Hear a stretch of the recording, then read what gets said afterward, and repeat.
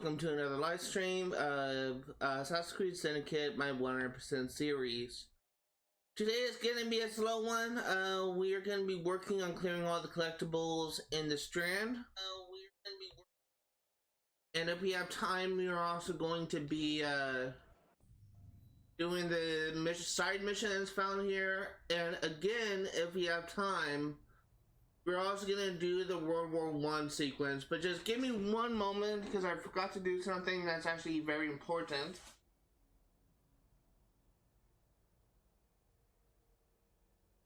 Because I forgot to put the sign on my door.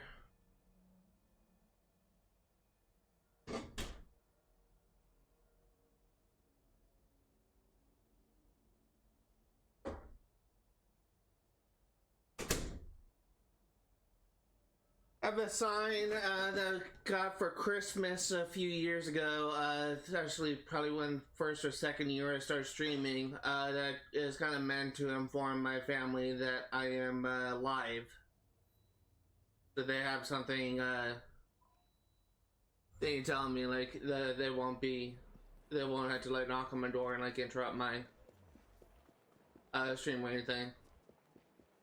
Actually, it was kind of like my biggest pet peeves because when I first started streaming, like my family just kept on knocking my door and telling me that I need to do something, and like it always happened like right when I was streaming.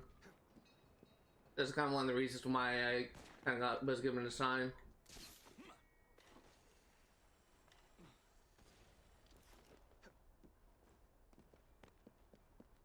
I'm seeing some very weird visual glitches. I don't know what's causing that.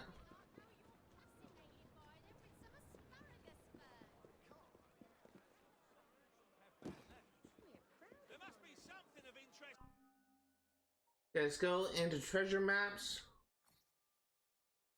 And this is 4,000.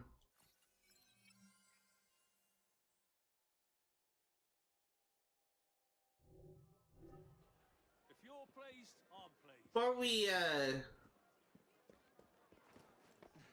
we go ahead and like get started in the area I'm wanting to clear out, which is sort of like this right side, and just gonna go ahead and like crisscross. I want to get these chests over in this building first.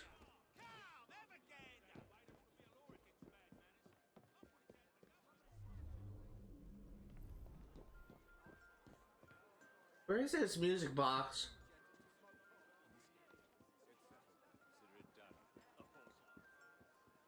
Here it is.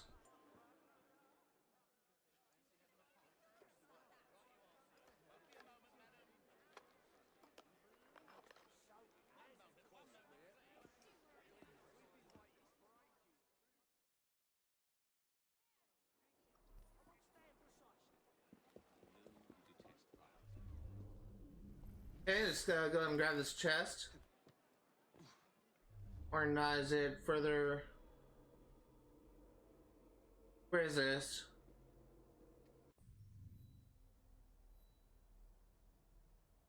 Can't even mark it.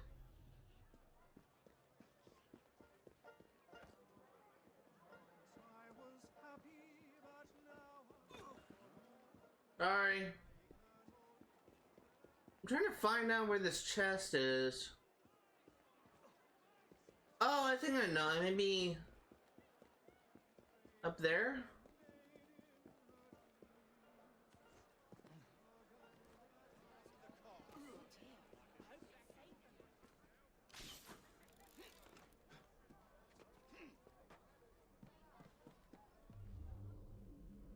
No, it's down below. There must be a sewer entrance or something.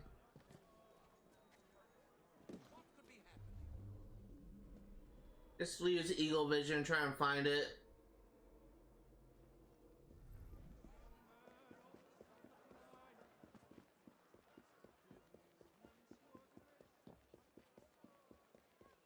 That must be it. There's a doorway down there.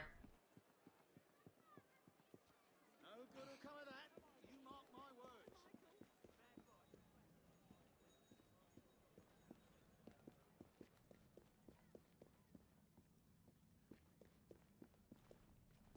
Oh, it's kind of like exploring these sewer entrances. Probably my favorite activity in a Assassin's Creed game. It's something that's not really seen too much. nowadays is exploring the tombs. Probably my favorite activity in Assassin's Creed 1 was exploring the Assassin's Creed 2, I should say, was exploring the Assassin's tombs and kind of getting the collectibles for that. But unfortunately, that concept kind of dropped not too long after.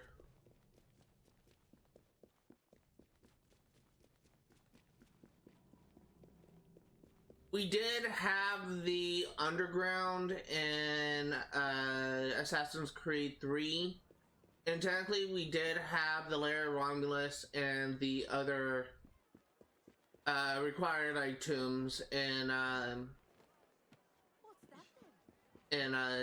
Assassin's Creed Revelations, but didn't really have like an official like tomb-like thing. I'm trying to free run up this pillar.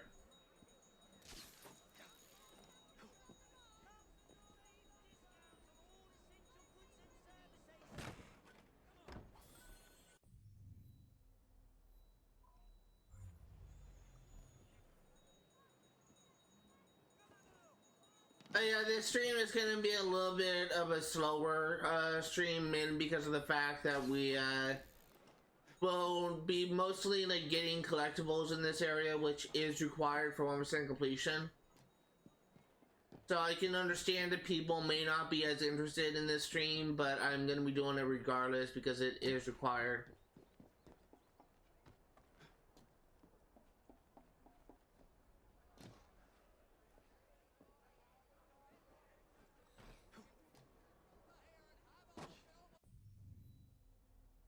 And let's go over here, grab this Helix glitch.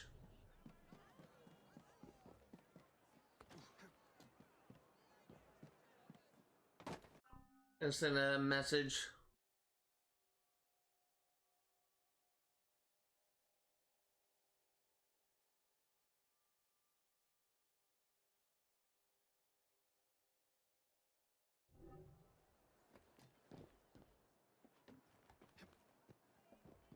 I'm actually very close to getting affiliate on Twitch, and I really kind of owe it all to Ella, my artist Ella, and her friends. I currently at 2.07 in current viewer things. I need like average viewer of 3. So I'm very close to getting it. It's just gonna probably take another week of doing these boosted streams.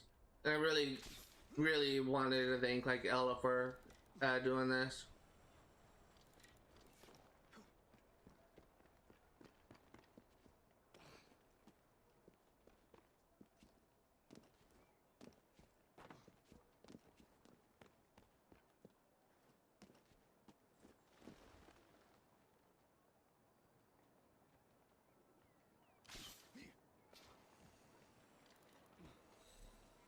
There you go, there's another one.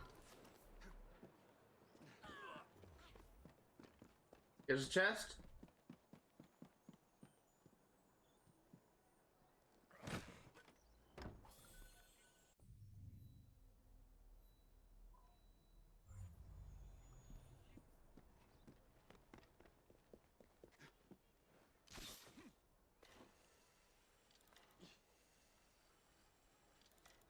I will say, well, I'm also kind of excited. I was just kind of like checking some things with my family. I'm currently on Social Security. Checks really kind of like disability benefits because of my autism.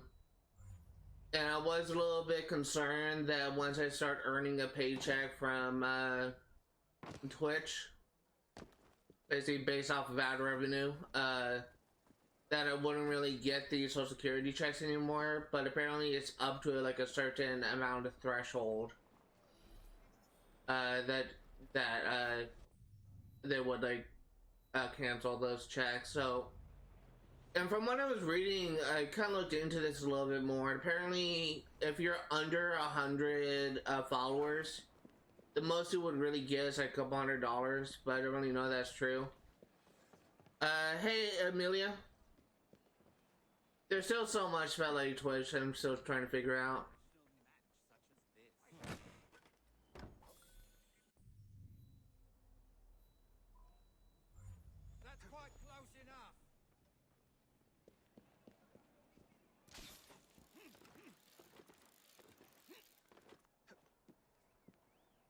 It's honestly kind of crazy to me. Like I knew that there were some streamers that like have like millions of followers that are able to like earn a lot of money from streaming, but I always thought it was because they had like merchandise or something. But apparently there's some like streamers with millions of followers that could earn like 6 figures. It's just crazy. I would have thought you would earn that much from streaming.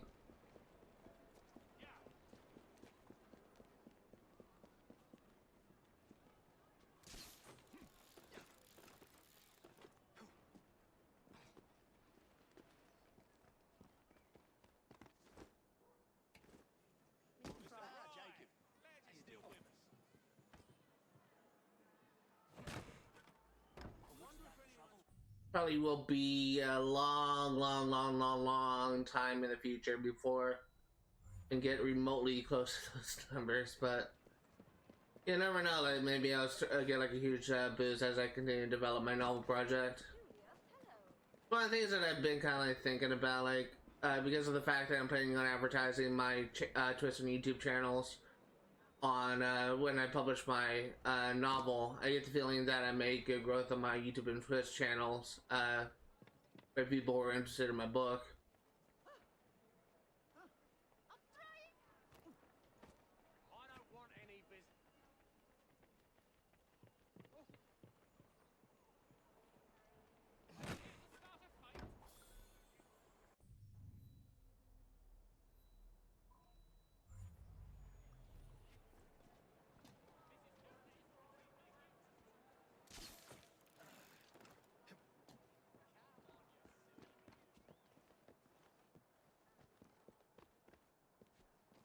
Okay, grab this one. Again, like this is gonna be like a slower stream because we're just gonna like getting collectibles. I completely understand that people just won't be as interested in this. But this is required for 100% completion.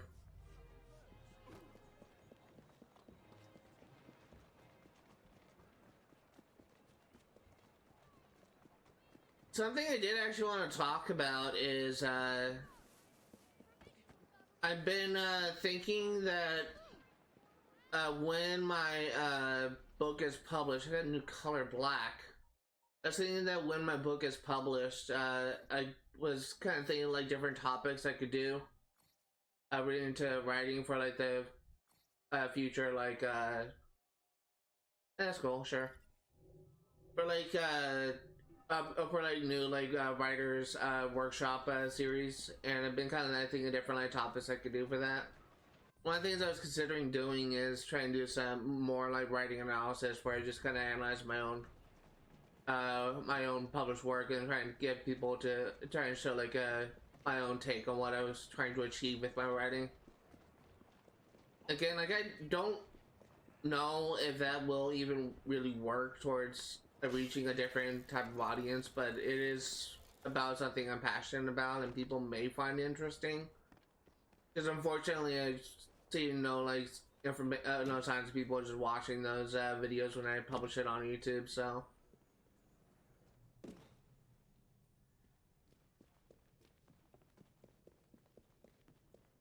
Wait, what?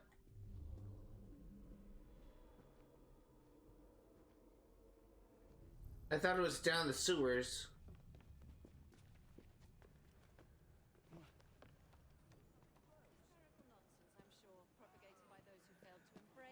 Oh.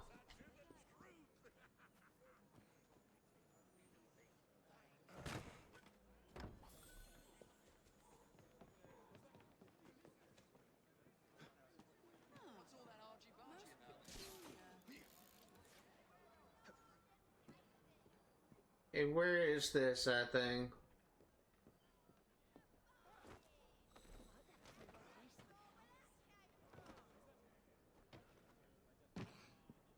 I really kind of like this black color scheme.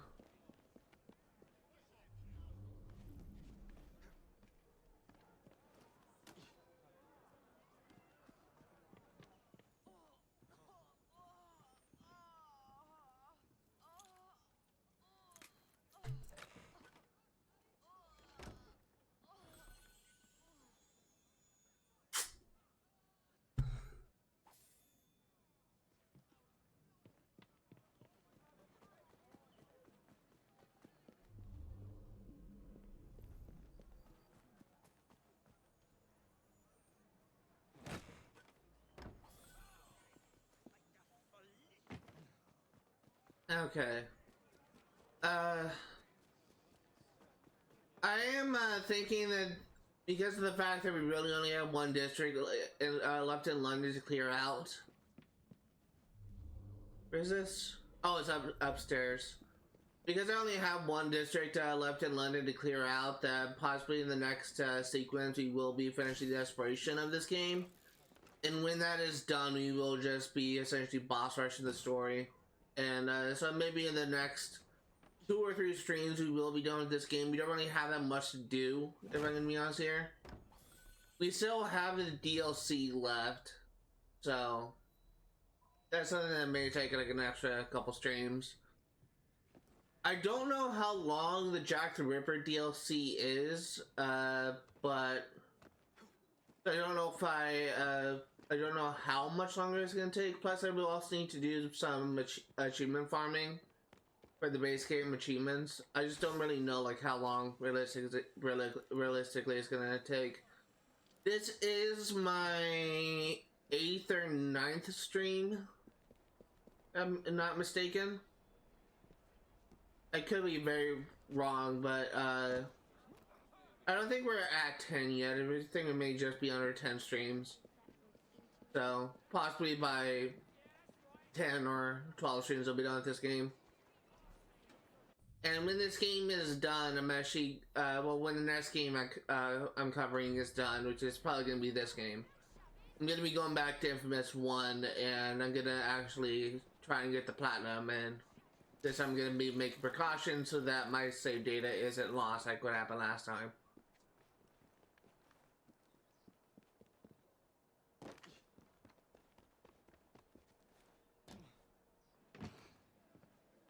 And just as a quick reminder, Stardew Valley's 1.6 update will be releasing next month on the 5th.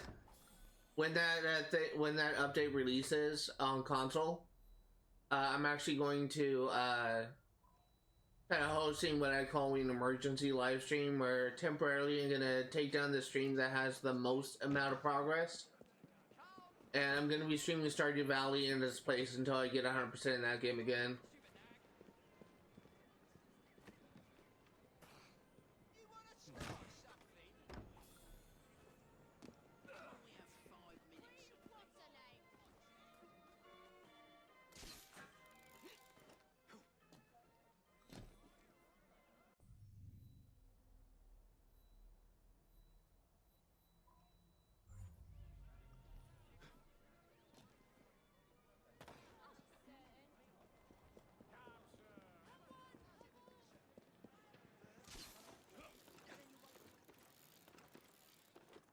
I honestly don't really know much about the upcoming DLC for Stardew Valley. I've really looked into like what they were making for it, what they were introducing in that DLC. I do know they added new characters, they added new festivals, and they added new crafting items, but I don't know much beyond that.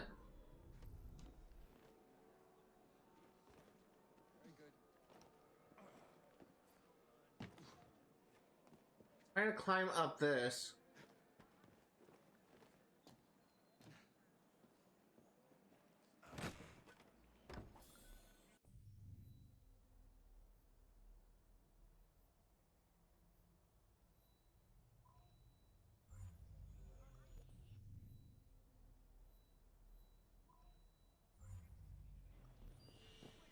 Hope everyone's day is going well. I kind of had a bit of a slow start today.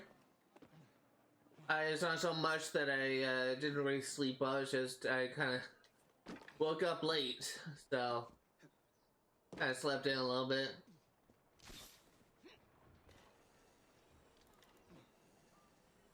Been actually sleeping well lately, which is kind of unusual, knowing my frequent issues with insomnia.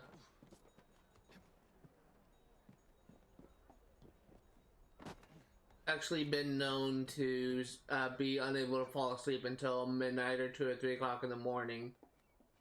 I was actually prescribed new medication by my doctor recently, but I haven't been able to pick it up yet because I haven't got a call from my pharmacy that it is ready.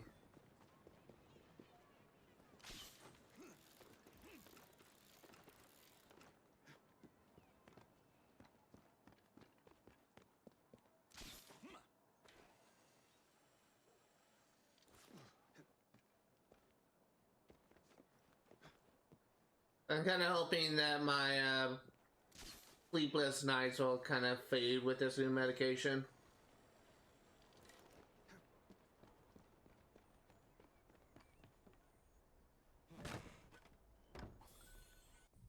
It's honestly just so frustrating when you're just tossing and turning all night long, just unable to fall asleep.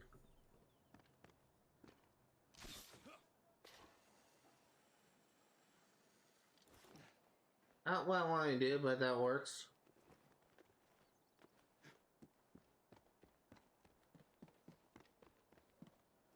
I did kind of have like a weird epiphany one night when I was actually having a hard time sleeping. It was actually kind of like an idea, it spurred an idea that something I could do for my book. I had this weird dream that I was like a sleepless night, like for like when I had a hard time falling and staying asleep.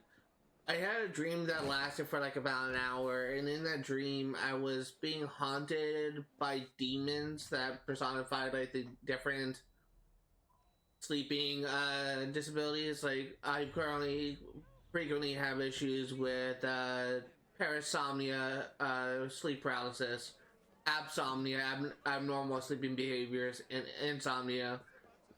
And in that dream that I had, like all those like conditions were kind of personified by a different type of demon, and it kind of spurred like an idea, something I could do for my book, which is to one day like kind of introduce like demons types that kind of affect the sleeping of others.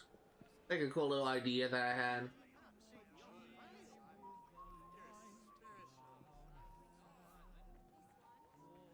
There's so many possibilities of things I could do for my book for antagonists.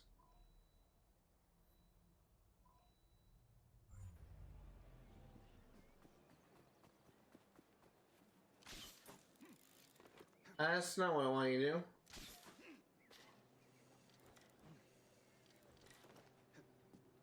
And something I think is kind of funny, I guess you could say, is since I named one of my Sims and my Sims 3 pets playthrough after a demon, an actual demon that is kind of referenced in a certain mythology, in a certain religion, I should say. Stop. I've been having like encountering like these weird things that, there we go, these weird like coincidences that keep on happening. Like in the last week I had a moment where I chose to have the birthday for a child sim that's named after one of my heroes in my book, before I had the birthday of a child sim named after a one of my antagonists, an actual demon. And I had like a 2% chance of having a fire happen from blowing out the candles of a birthday cake. A 2% chance, which is very rare. And just last Friday, like a couple days ago, I had something else weird happen where I it was just so strange. Like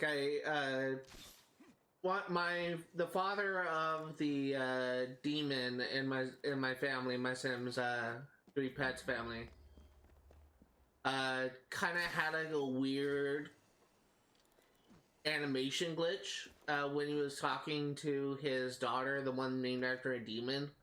It was just kind of one of those weird, like, strange coincidences that just surrounds like that sim named after a demon. It's just so strange. Normally not that much of a superstitious person, but I just can't like help but just take note of these weird coincidences when they happen.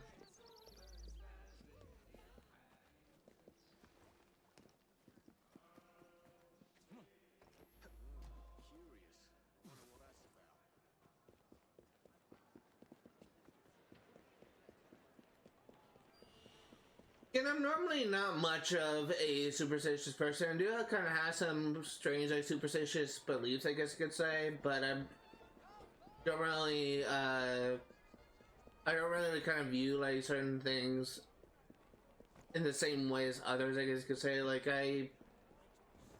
I'm kind of skeptical on certain things relating to demons and relations with religious ideologies, but I do kind of have my own like pseudo religious beliefs.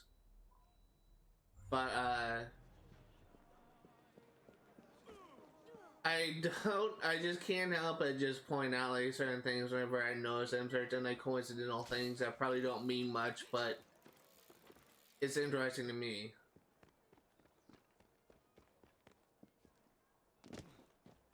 And to explain that what I mean by pseudo religious beliefs, I don't necessarily believe in God, but I do believe there's an afterlife. And I believe that rather than believing in a God determining whether you go to heaven or hell, I just rather believe that's your actions you take in life that determines whether or not you go to heaven or hell. It's just something that I kind of get more comfort out of. And for I know like, this could be a very wrong thing to believe in, but it's one that I choose to believe in.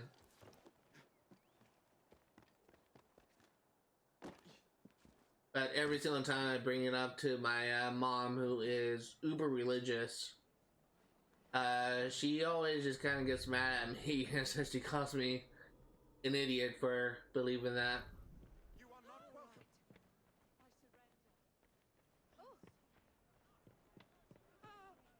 It's kind of unfortunate, I guess, because it's just my it's kind of frustrating because my mom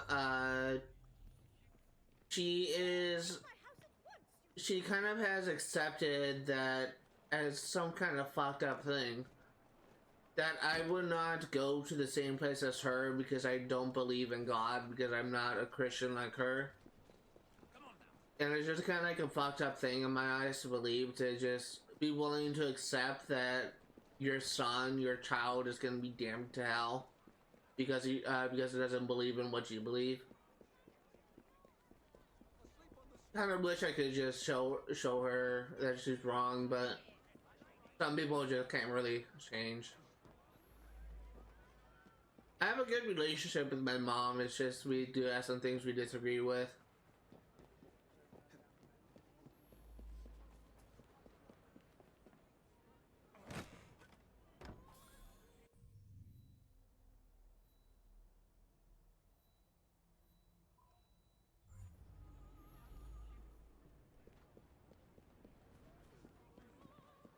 And the same is true for my dad. I have a good relationship with my dad, but we do have some things we disagree with. Oh, is it on the roof? I'm kind of like I used to think my dad was just so funny. Like, I used to just really admire my dad, but he's kind of really changed a lot, like in the past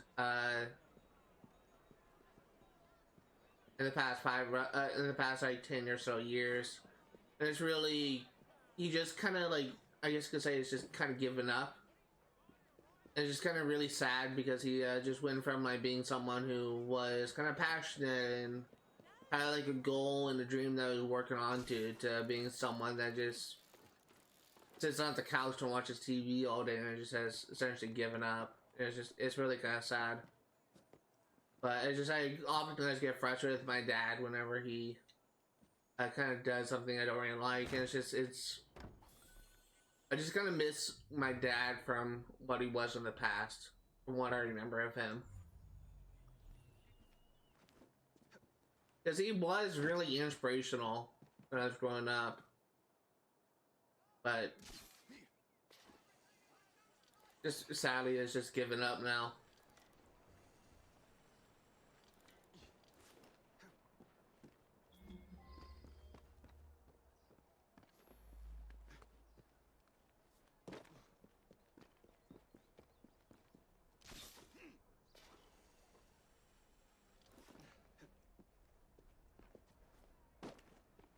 And not to mention that my dad is quite possibly the biggest a-hole in the world.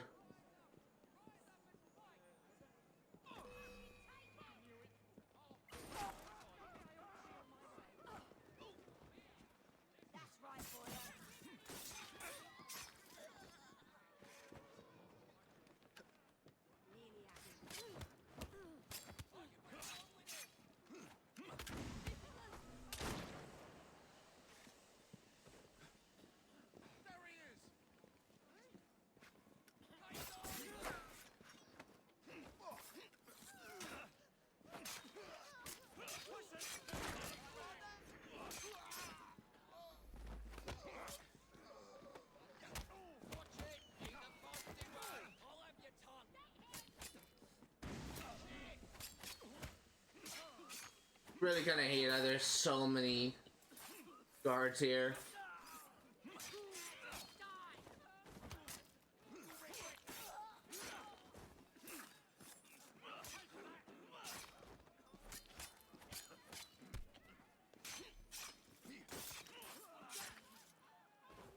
Are we done? We done. You almost got a perk, which is nice. We need 10 perks for an achievement.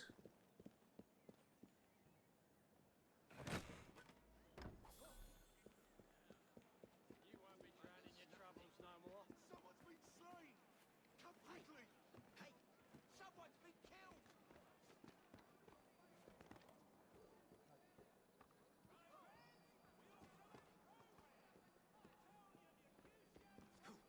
Looks like there's been a killing. Maybe two.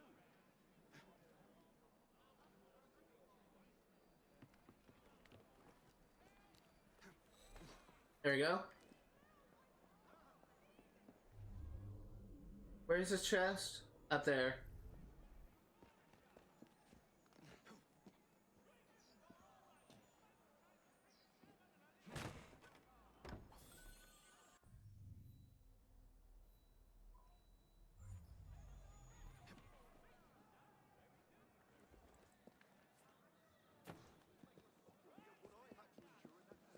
Something that I am kind of curious about, like, this series has actually been progressing, like, quite a bit. Like, we've been making a lot of progress in recent streams. And the next Assassin's Creed game I'm going to be covering on this channel is actually going to be Assassin's Creed Origin, which is the first of the RPG series. I just wanted to state that I am not going to be tackling New Game Plus. I'm just going to be doing everything on normal difficulty. Not even going to do, like, Nightmare difficulty. We're doing everything on normal. We are going to be clearing all locations. We're going to be doing all side quests, getting all achievements.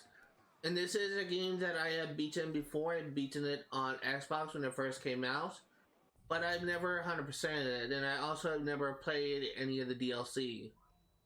One thing I did want to say regarding Assassin's Creed Origins is it's quite possibly one of my favorites. It's not really one of my favorite Assassin's Creed game, but it's definitely I consider to be the best of the RPG trilogy, which a lot of people may disagree with. There's a lot of fans of Assassin's Creed Odyssey that would consider Assassin's Creed Odyssey to be better, but in my opinion, in relation to the core of Assassin's Creed, Assassin's Creed Origins is better. I still do enjoy playing Assassin's Creed Odyssey, but it's I do like Assassin's Creed Origins more.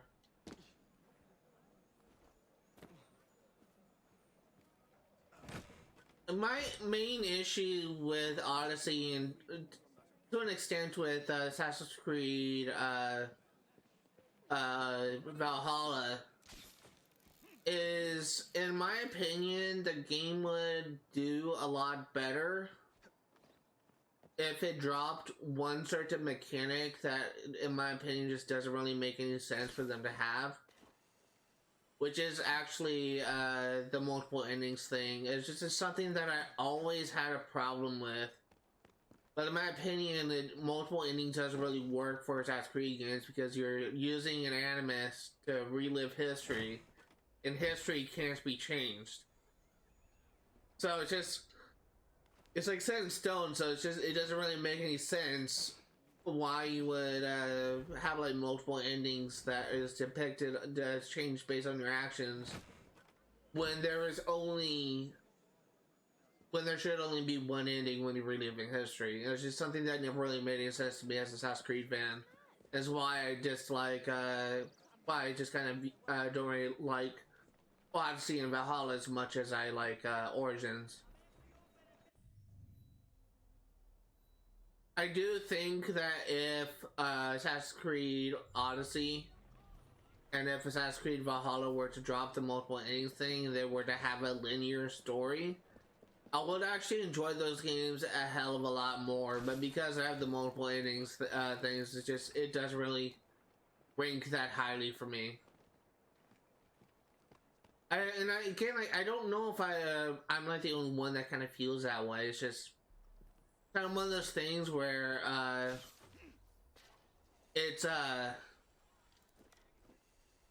it's something that for a while, like, I feel like that, for most of my life, I feel like I'm the only one that kind of feels that way. Because whenever I bring this topic up, I always encounter those that disagree with me. So I don't know if there are others that kind of feel the same way I do, or if I'm like the only one that kind of feels this way, but it's not my favorite. They aren't my favorite games of the series. I do kind of think there are other games that are much better. I do kind of have more problems with Valhalla than I do with Assassin's Creed Odyssey. It's just really the more pointy thing that is kind of my main breaking point with those games. And while we're on the topic of those games, when we do Assassin's Creed, when I do cover Assassin's Creed Odyssey and Assassin's Creed Valhalla on this channel, I am going to be using a guide to get the true ending. Because in my opinion, the true ending is a canon ending, and any other ending is not really worth my time. Especially in relation to Assassin's Creed as a series. And I'm gonna be using a guide, but again, like, I know what I've already been in both those games, so I know what's to come, but I will try and like keep spoilers to a minimum when I cover those games. The same way that I kind of like to how to cover like games that I already kind of know the story in general, because and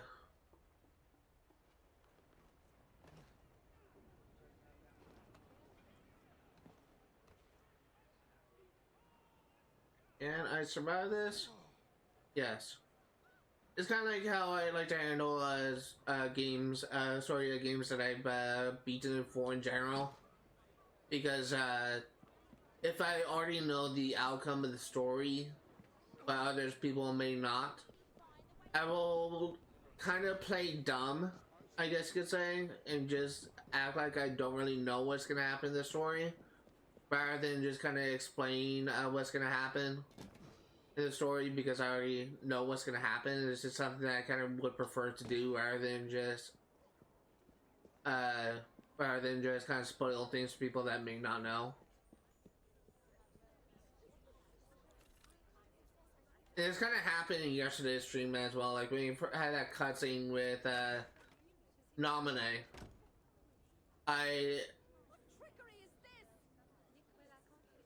why couldn't you lose that chest? When I was encountering that cutscene with Nominee, I wasn't really like acting like I didn't know. I was just trying to remember in the moment if her name was actually name dropped in the series, in the game. And I think that I realized that I think her name was brought up by the organization 13 members, so I kind of said something on the lines of I think her name was Nominee. But as someone that plays Kingdom Hearts 2 and as someone that played Kingdom Hearts 1, I do know her character very well.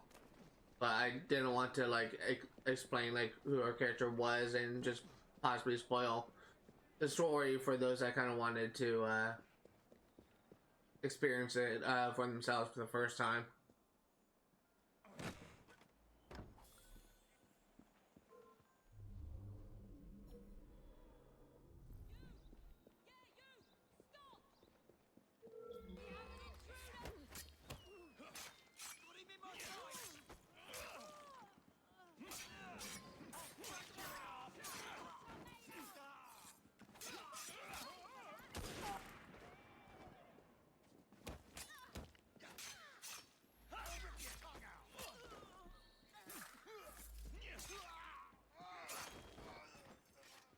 There you go.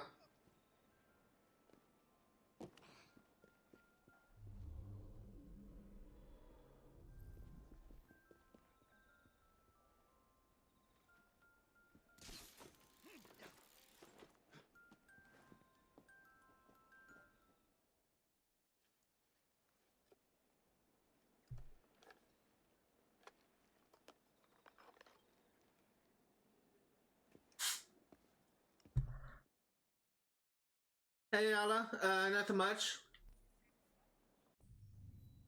Let's try and get all the collectibles in this district. Hey Ara.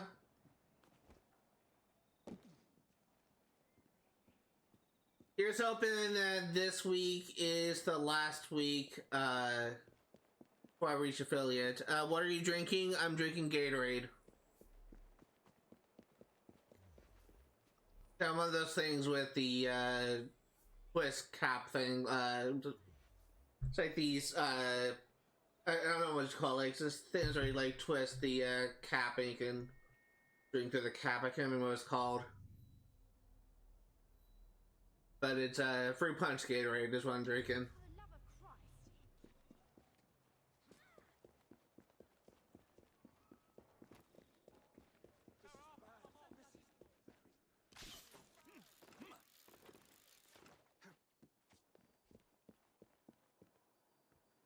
Ooh.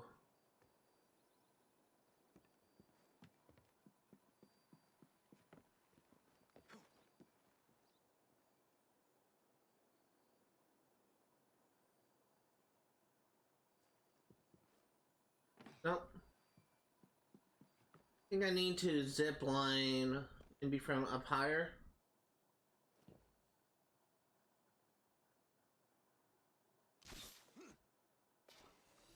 There you go.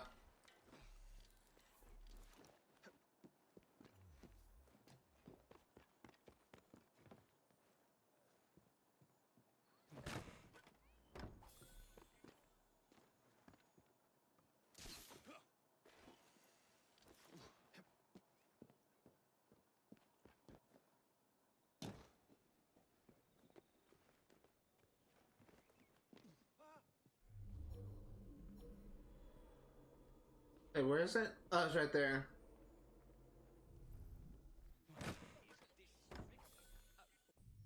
$29.50.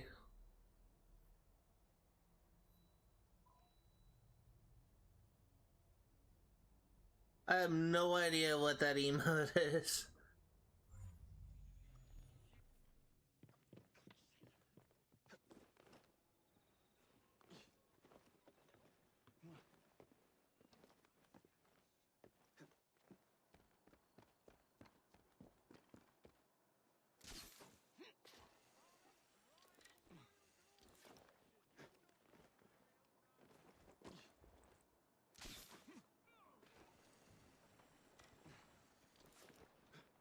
I don't know how. I think it may take like maybe a couple hours to get through this all the collectibles in this district. We're kind of currently at the end of the first hour, like 15 minutes away from it.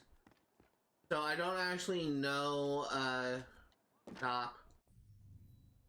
I'm assuming it's gonna take a couple hours, but we're about like halfway through this district already, so we'll see. But after this, we're going to be doing the side quests in this district, and then we're going to be exploring the World War I simulation.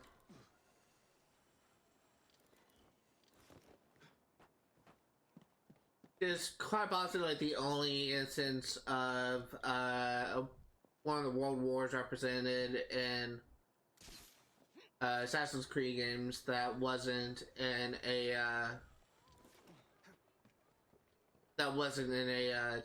okay, I can't think what it's called, that wasn't a comic book. Because they did kind of have like a comic book, and Ubisoft released a comic book where you either kind of like a story with either World War I or World War II.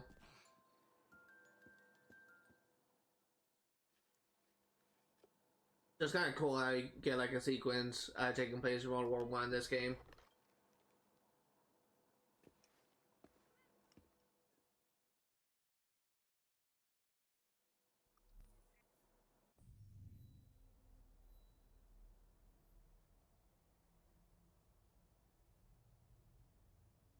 Sure, we'll just grab these guys too.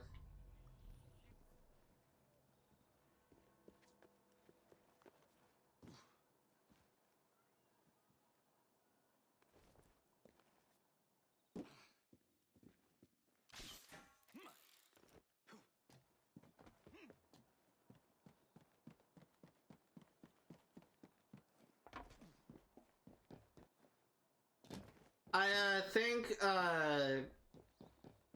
I'm probably doing this kind of like in a atypical way. I get the feeling that anyone who would kind of cover like the 100% of Assassin's Creed Syndicate will probably kind of handle this a little bit different and be kind of focusing more on exploration rather than story in this series. But nice to get it out of the way early rather than worry about it later.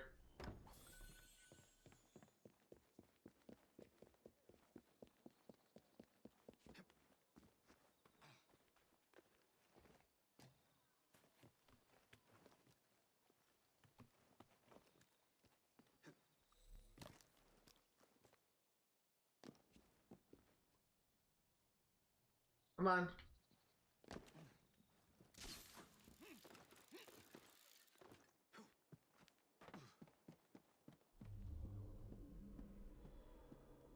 What's down there?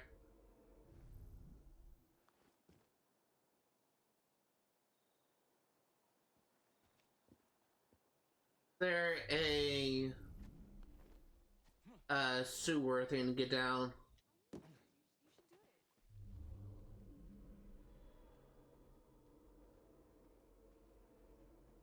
Gotta be.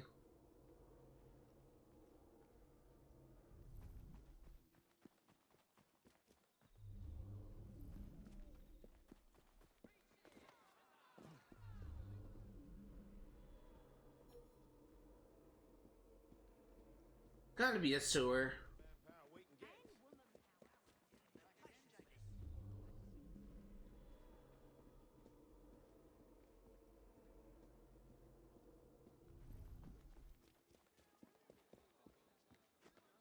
Oh, there it is. I think.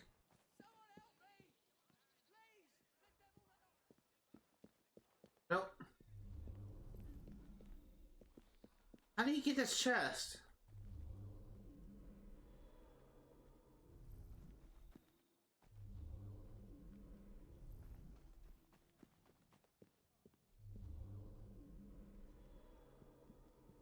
Ah, here it is. Literally right in this area, I didn't notice the staircase.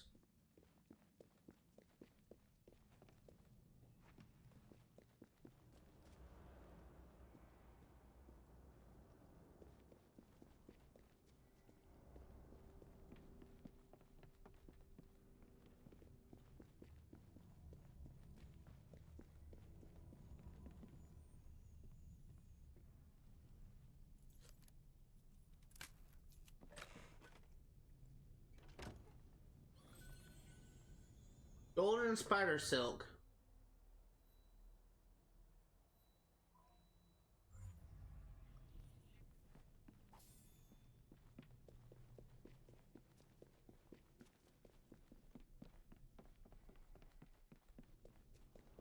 Get the feeling those unique items is going to be useful for crafting something. I just don't know what.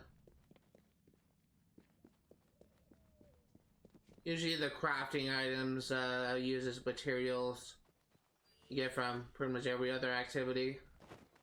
Maybe it's useful for a unique outfit or something. That kind of makes sense.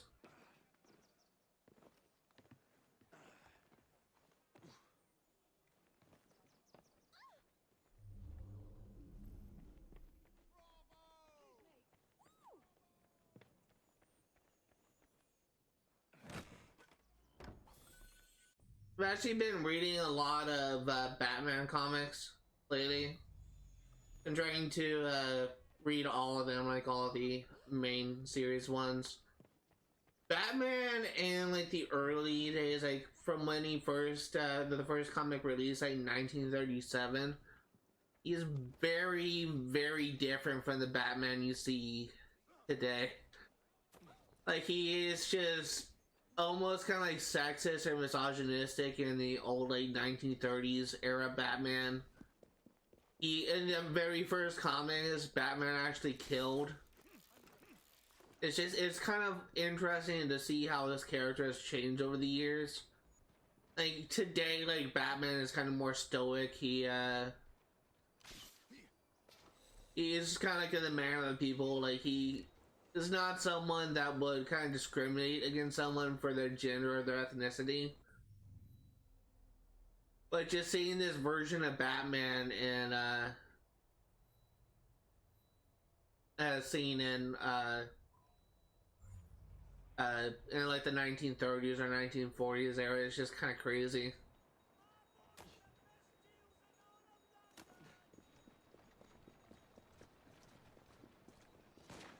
This kind of shows that there's kind of like a different time, a much different time when Batman, old school like superhero comics first came out.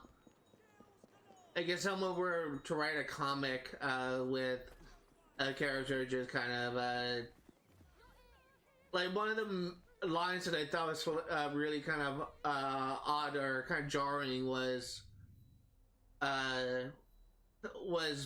Batman just talking back to Linda Page, one of these side characters in the early series, and she was questioning him about something. It says, it takes a woman to question things or something like that.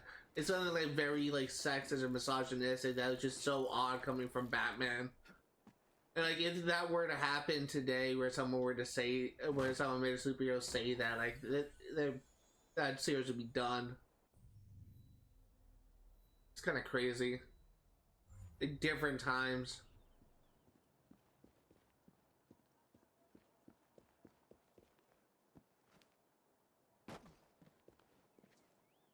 And then like there's also like instances like in the old comics where they had no problem using the slur retard, which is kind of like my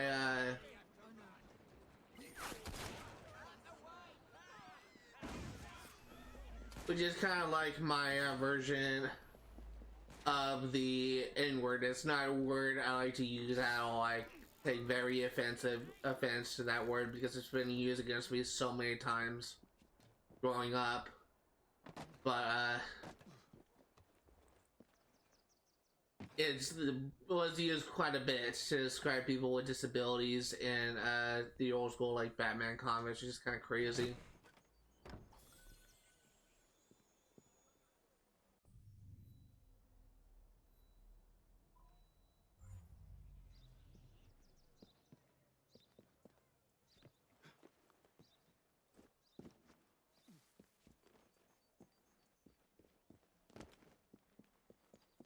I at least like seen it 3 times since I started reading like the old school Batman comics.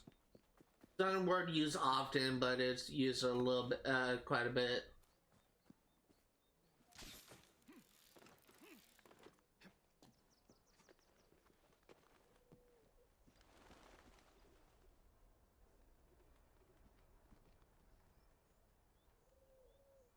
I actually do kind of have a bit of a story about that word.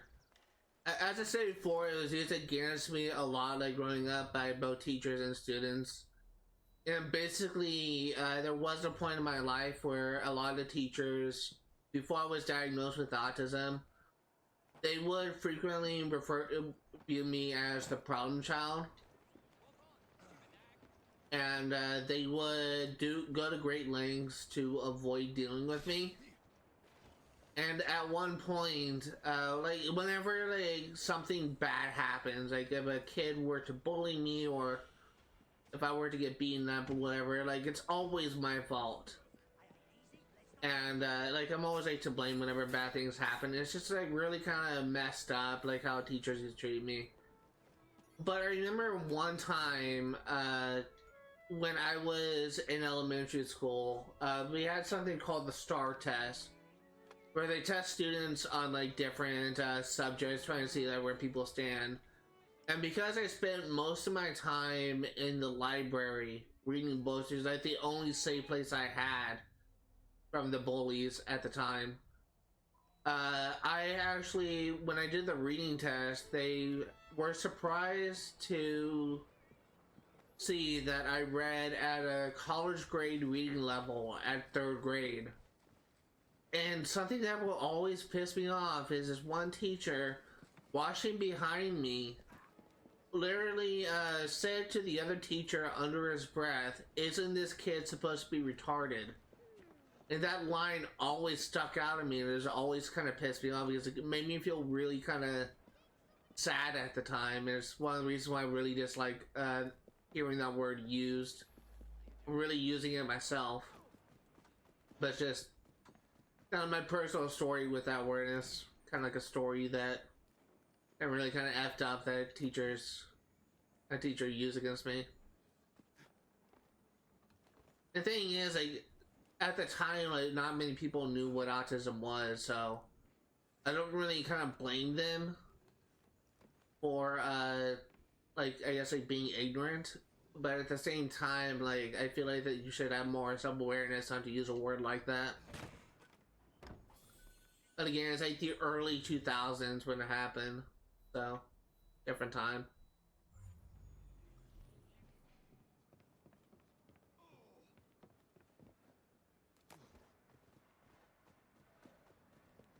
And also, it was also like in a small mountain town where I went to elementary school with, so just also a different type of people. I get the feeling if I were to went into elementary in the city, then teachers probably wouldn't be using that word.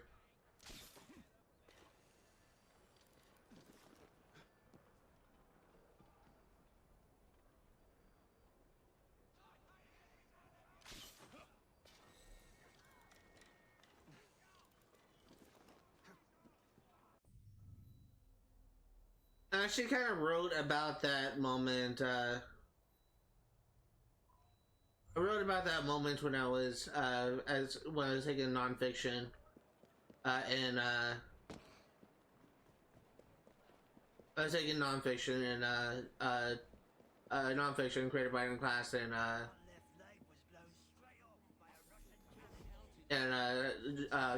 college and university. Actually, one of my last semesters I took at university at grad school, and a lot of people were kind of surprised, I guess, to hear that said against me, but kind of unfortunate.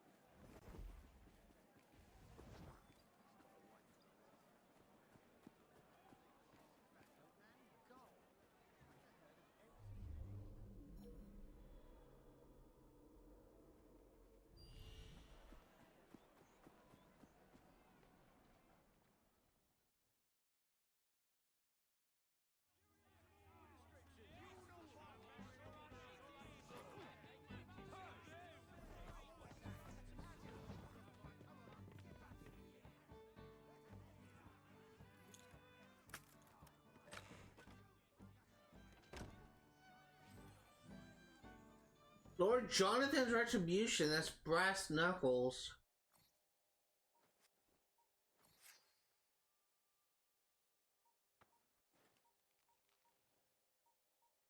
Say, level 6 weapon, I'm really that good.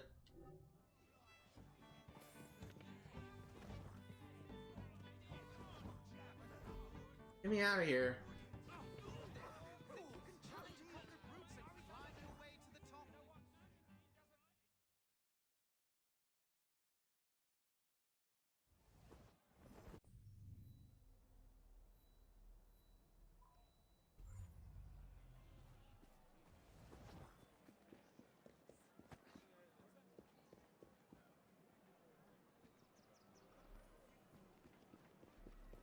I wonder what the reward is for getting all the illustrations. I know we get an achievement for it, but I wonder if there's like an in-game reward for it.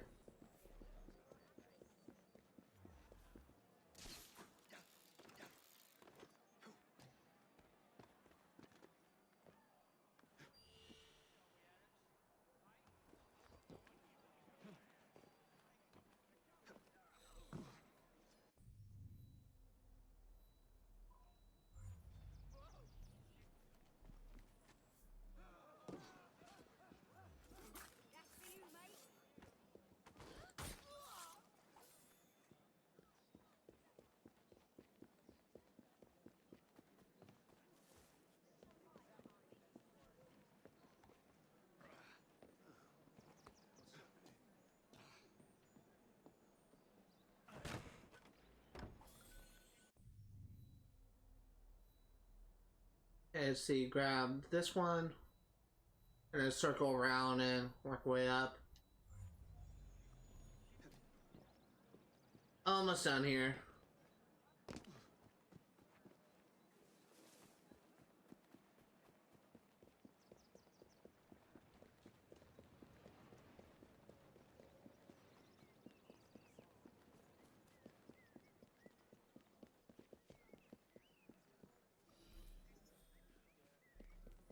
Oh, I have 7 skill points. Ooh.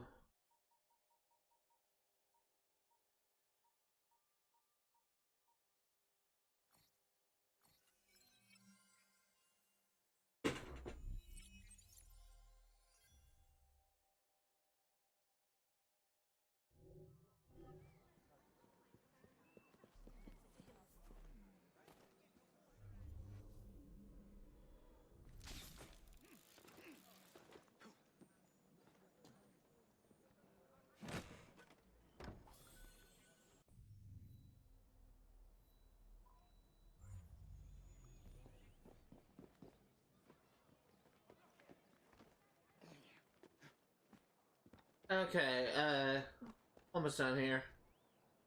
The home stretch. I feel like I am. Really only have like a small section of this district left to cover.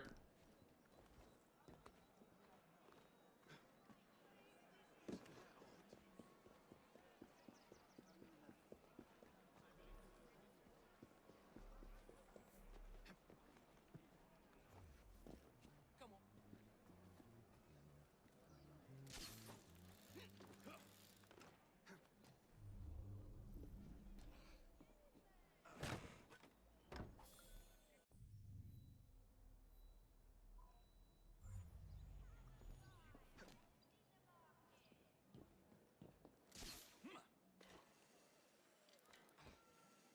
Oh, it's in a building.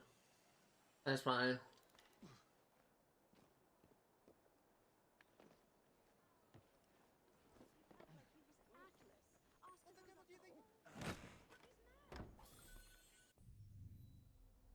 Let's see here. What else you want to do?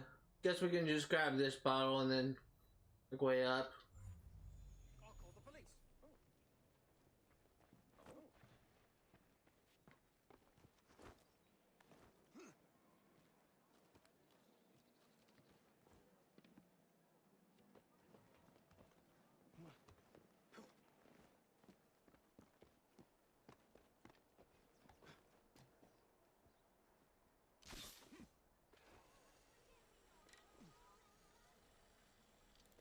Skipping that Aramis fragment for now, that Helix glitch.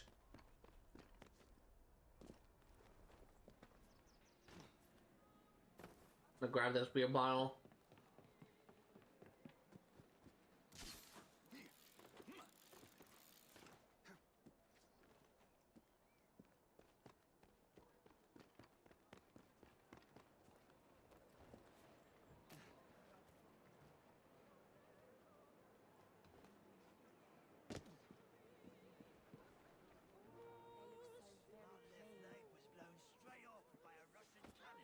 Your bottle's cleared.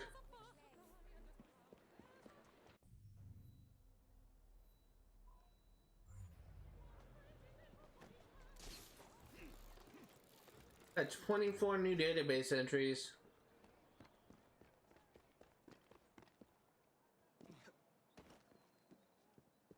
It's gonna be fun for me to read for YouTube.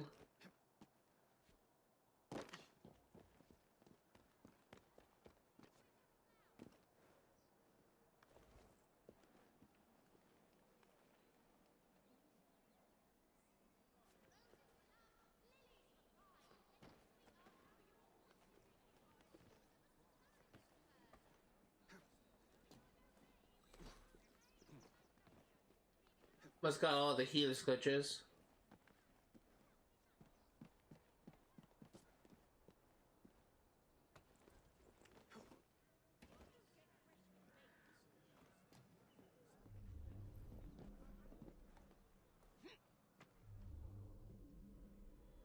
Down below.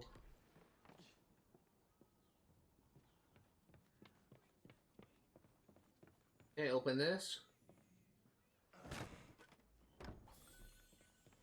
Got 10 more chests left to open.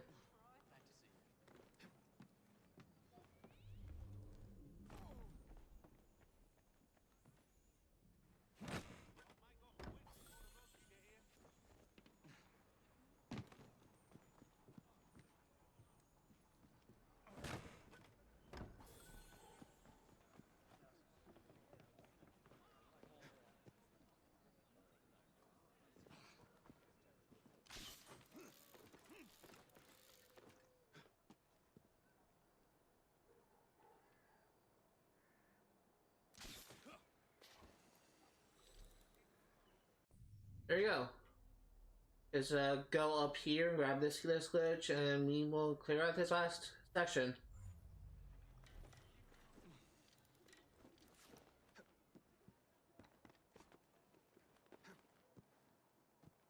I actually kind of want to do the Charles Dickens ones first, because those are always more interesting to me, because I always kind of deal with the supernatural.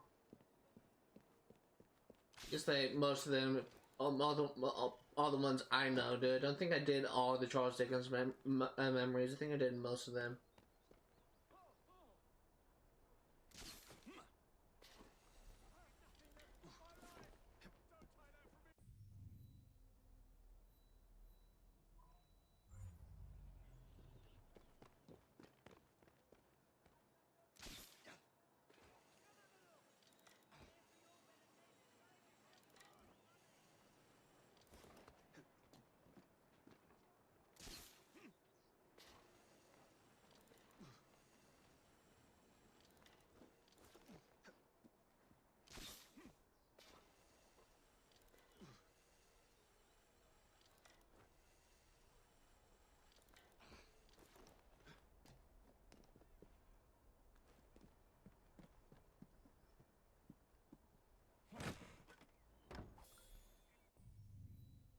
It's gonna clear out this block. Okay, yeah, we're almost done here.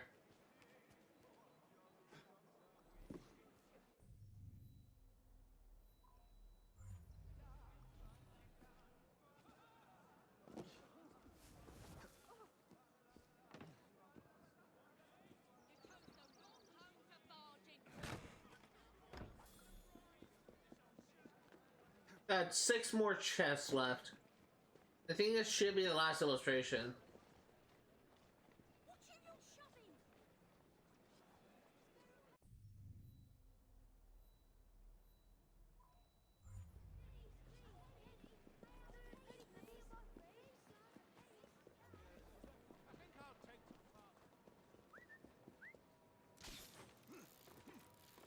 I honestly, I don't really enjoy doing collectibles as much as I do like doing side quests and stuff. Like collectibles, in my opinion, is just really hard for me to like stay engaged and really pay attention. And in my opinion, Ubisoft games are notoriously bad in relation to going overboard collectibles, and they just seem to get like worse with each game. So as soon as we are doing collectibles in this district, I would really look forward to doing collectibles and just doing missions after this. Missions are more fun than getting collectibles. Like I even would kind of prefer like doing Gang Conquest, to be honest with you, because at least I'm killing people, like doing stuff.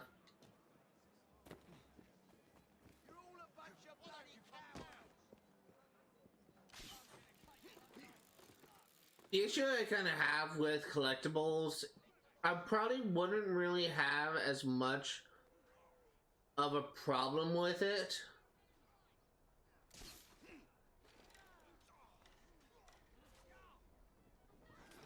That didn't work.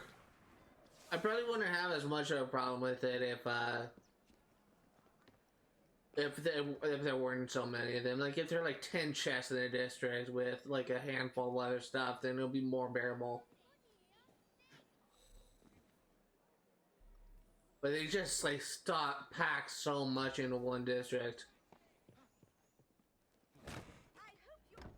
And the thing is, like, ever since like pretty much like since Assassin's Creed 1, I think always went overboard with collectibles. Like Assassin's Creed 1, they had like 100 flags in each location, which in and of itself was kind of overwhelming. But they also had like 30 Templars in each city. So it's just, they've always been like, they always had like a lot of collectibles, but it almost kind of seems like they just do more and more with each game.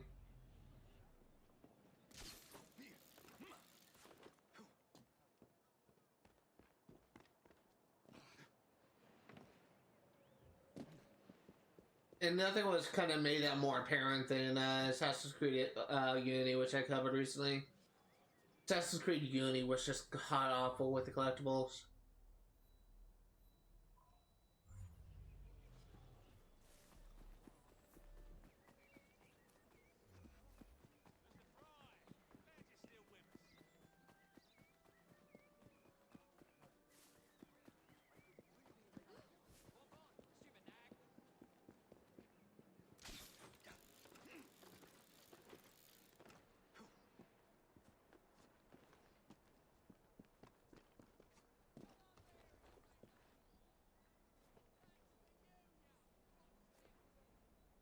I was hoping I could launch a zip line from being on the wall.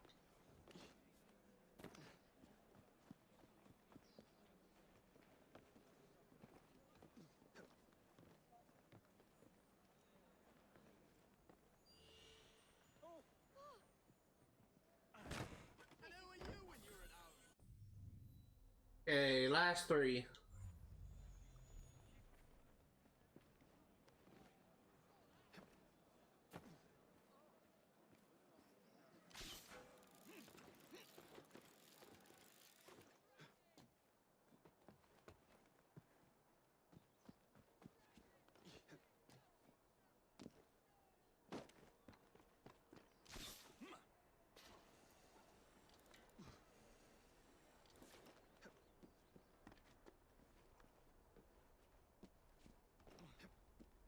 The thing I am kind of looking forward to, and I kind of hope that this really isn't in jeopardy, but apparently Ubisoft is remaking Assassin's Creed 4 Black Flag.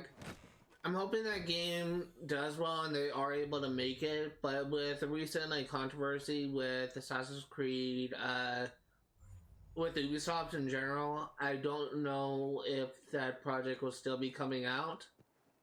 There are rumors that Ubisoft is going to get bought out by another company, but don't really know how that would affect their other current projects. If Ubisoft is dissolved and they are no more, then I hope to God that someone eventually buys the IP for Assassin's Creed, because I don't really want this series to die.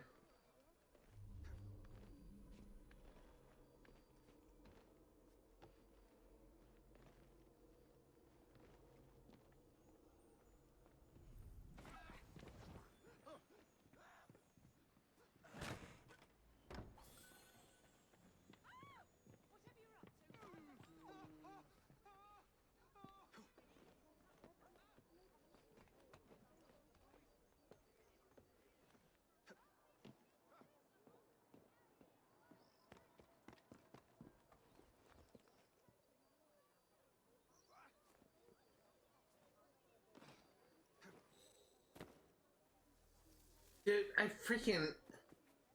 Yeah, I know that social glitch was unavailable. Do you want to give me that? Flexible? Thank you. Social service been unavailable since 2006, since 2016, I think.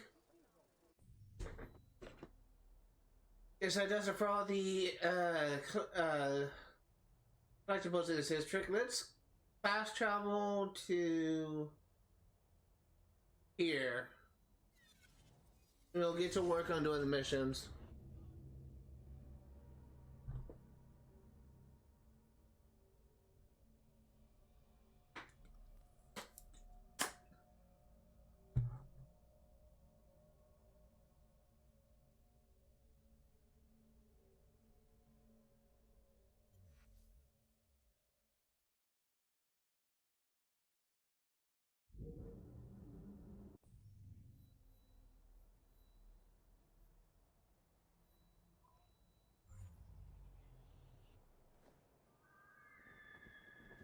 I'm definitely gonna be doing the Charles Dickens missions first. I think that's gonna be missions I probably have the most fun with.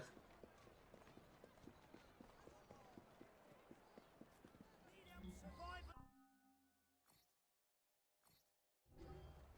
Please make sure to come again.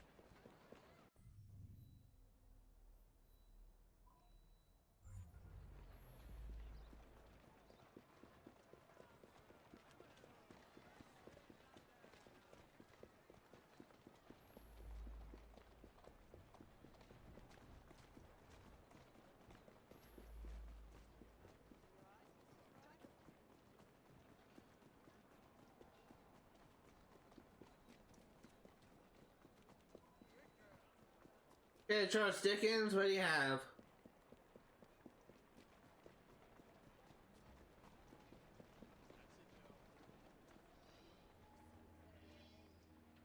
Investigate the most haunted house in London. Exciting.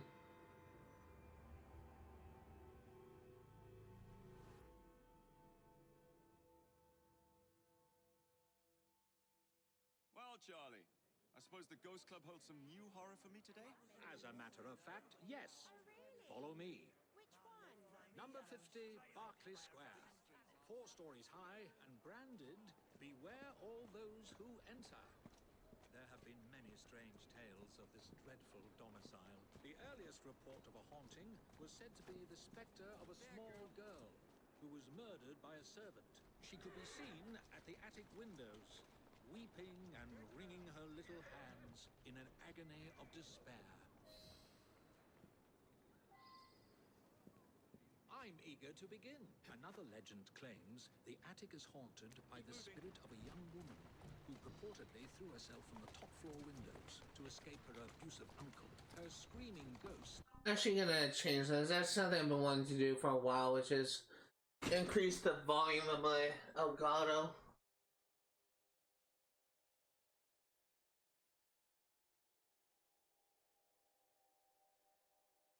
Turned it down a bit ago because I thought that the game audio was drowning out my voice. been sighted hanging from the window ledge.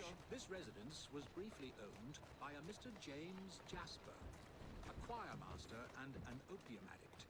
His nephew Edward was betrothed to one of Mr. Jasper's pupils, the fair and delicate Rose. However, Edward disappeared under mysterious circumstances, followed by Jasper himself. Perhaps grief sent him back to the soothing arms of his narcotic mistress. Interesting. Kind of one of the reasons why I like Charles Dickens' mission so much.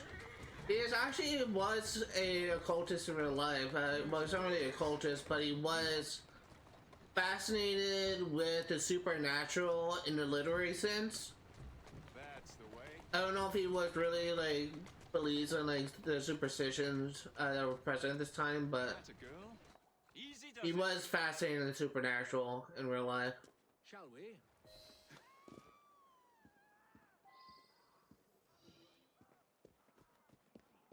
Though this house is vacant, some say it comes alive at night with screams of terror, ringing bells, and slamming shutters.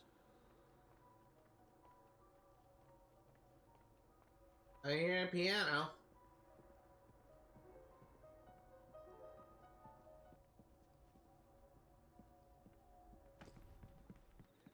Oh, let's get out of here. True, gentlemen.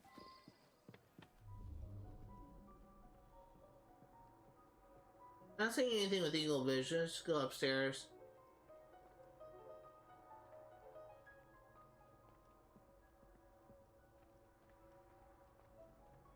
A lot of rats here. Though eerie, this phenomenon is easily produced by pneumatic tubes and valves. The legends all seem to focus on one room in particular. I got cut off, which is weird. Didn't really do anything.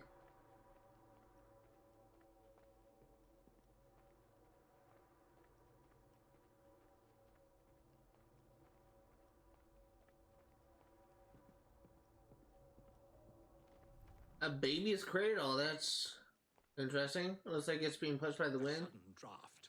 Nothing more.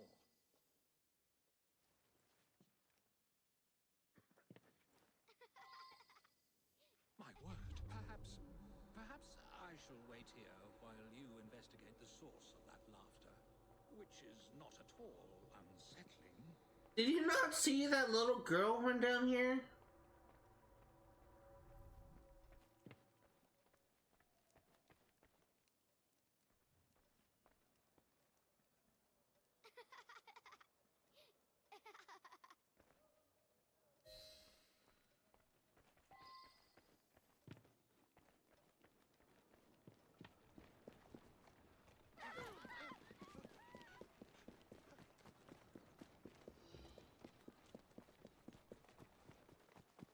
God, this kid runs fast.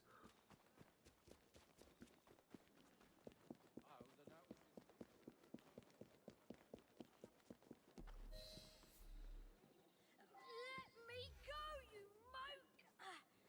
Why were you hanging around that house? What's it to you? Tell me or I'll drag it out of you. All right. We were there for the treasure. We found a key to the secret passage. Secret passage? Yeah, number 50's got a secret passage. Here, take it. Just leave me be. Interesting.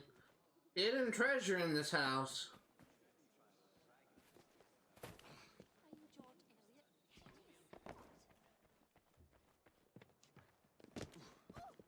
I really wasn't expecting from this mission.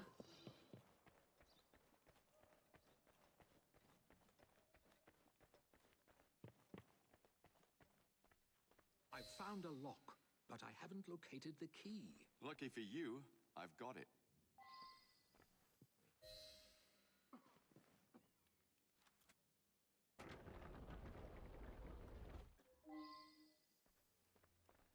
Investigate the haunted house. 2 more clues to find. Ha! So this is how it works. How disappointingly dull.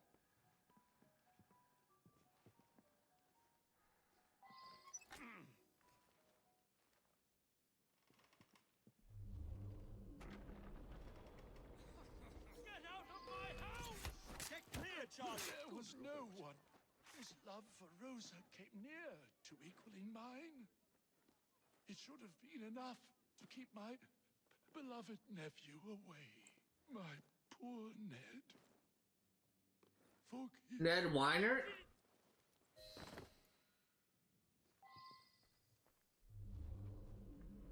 Interesting.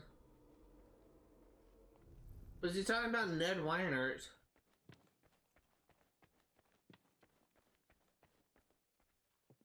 The only character named Ned that I know of in this game.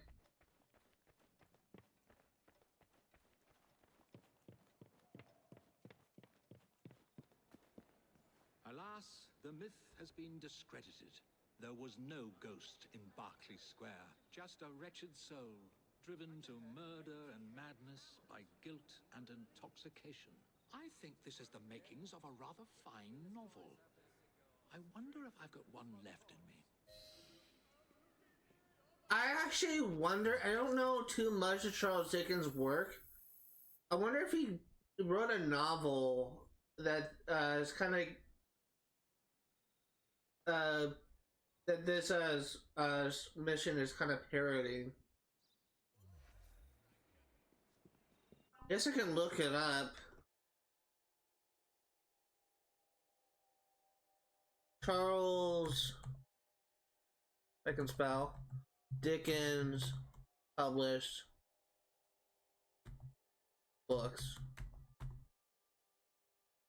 Let's see.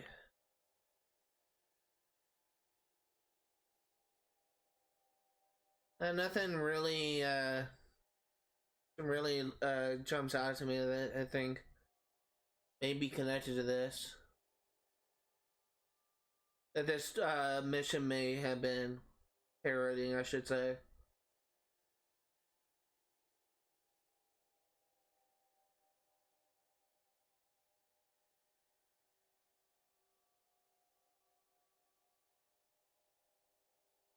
Bleak House may be it.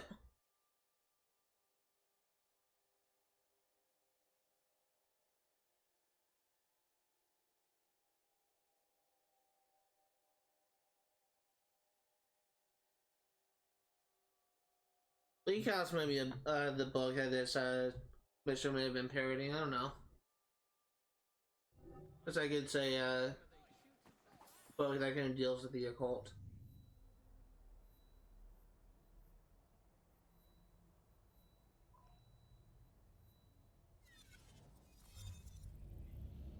Honestly, like beyond like Oliver Twist and I think that's like the only book that I really know of from Charles Dickens.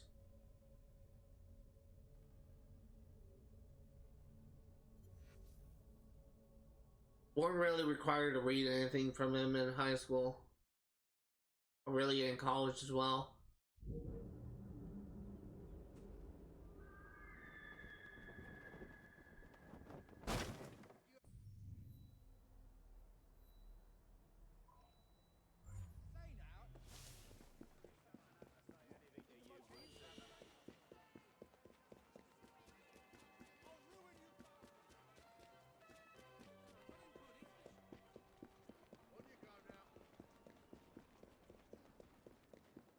Despite Charles Dickens being credited as like a very popular, famous author, he's not really discussed much. Stop. Freaking antivirus program. You prevent your connection to docs.google.com because it is a dangerous web page. Stop.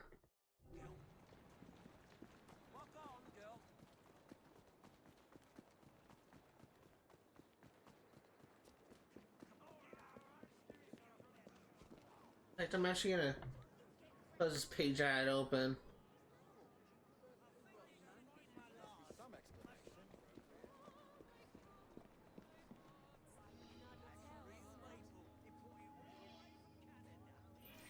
There's been a spate of rather intriguing thefts about town recently. Robberies? In London? I never thought I'd see the day. They look like common robberies at first, but these perpetrators have all claimed to have been under the influence of some supernatural power. I'm not so foolish as to forget that criminals will spin any yarn to avoid the law. However, these thieves all proffer the same defense. They say they were being controlled by a demon. Will you make some inquiries? One of our demon-possessed mobsmen is being held behind bars at this very moment. You may want to begin your search there. Will do, Charles.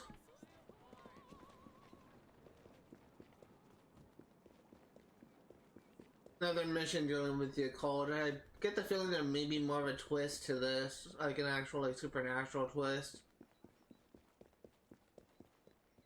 I always kind of like those missions that actually deal with the supernatural.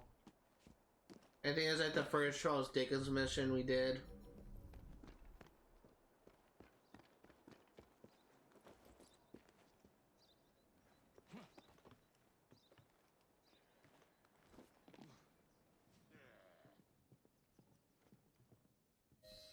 What's this one in for? Rob the pawnbrokers down the road. A demon made me do it. I can't remember much. That's what's so queer. I've never stolen anything in my life before. Who do you think made you do this? All I can recall is a silver watch, swinging in midair. It was held by someone or something. A dark presence whispering. I could only see its eyes. A demon. Sounds like a Maybe hypnotist. shopkeeper will make more sense. Sounds like as a hypnotist that's behind this, not really anything supernatural.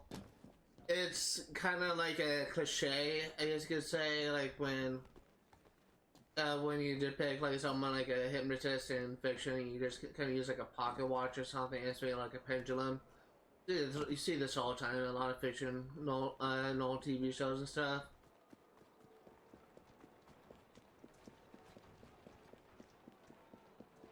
Apparently a lot of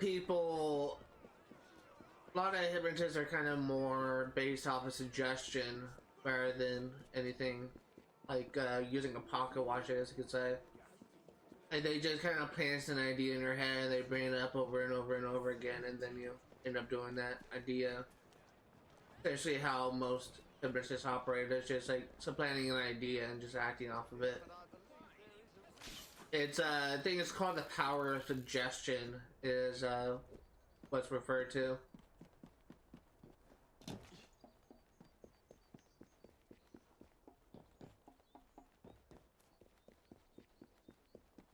Most common thing that I've heard of.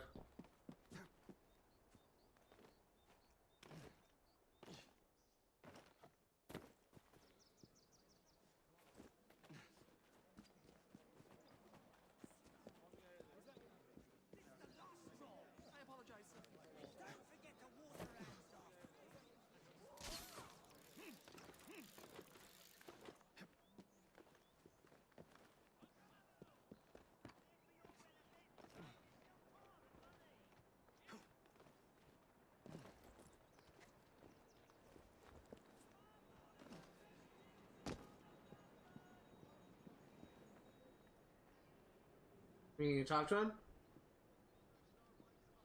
May I ask you about the robbery? There's not much to say. Most of the items did come from the same seller. Enzio Capelli, Sorcerer Supreme. Interesting. Showman from Italy. Several weeks ago, he was forced to pawn his family heirlooms. Debts. I'll have the address of the last person who redeemed something of his. A lovely pearl necklace. That helpful? So a Stop her! Stop! Somebody stop that thief! she's running fast in a dress.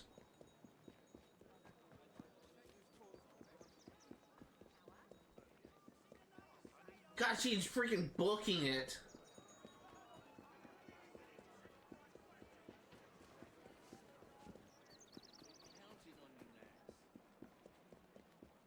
I can't even keep up.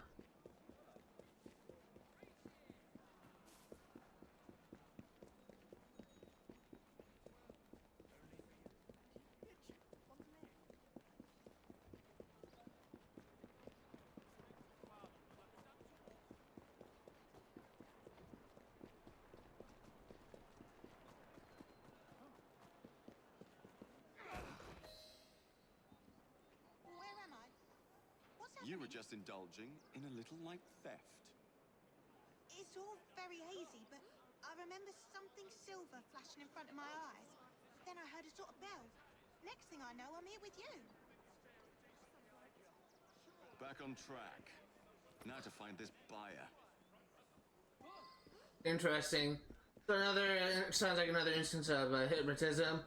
It mentioned like a sorcerer. The shopkeeper mentioned like a sorcerer. It's probably like a magician that's behind this. My running theory is that he pawned some stuff and got some money off of it, and he's trying to like get the money, get the stuff he got back so he can pawn it again. I guess.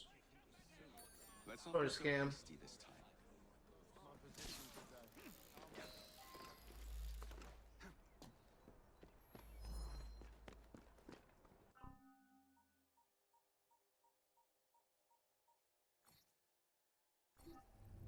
I was on the wrong side. I'm just gonna like reload checkpoints.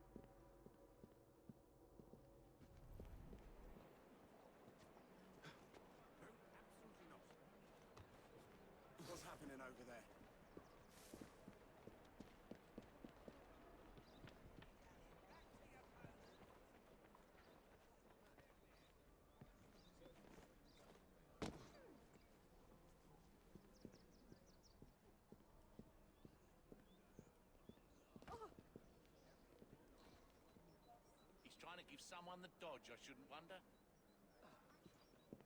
Not really that observant. Press loves to embellish. Agreed.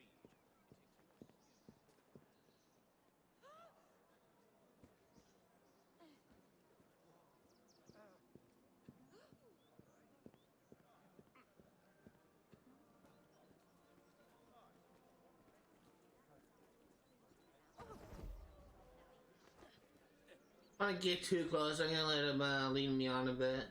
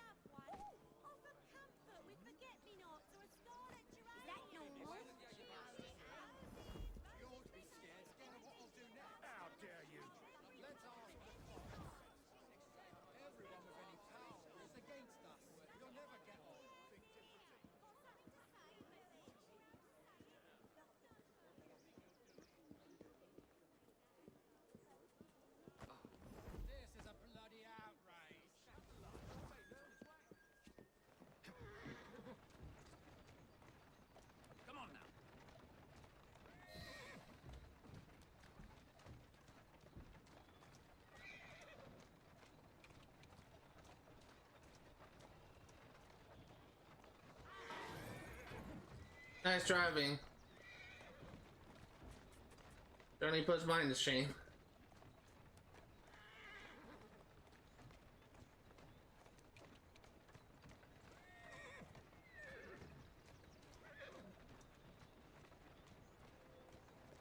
Come on now.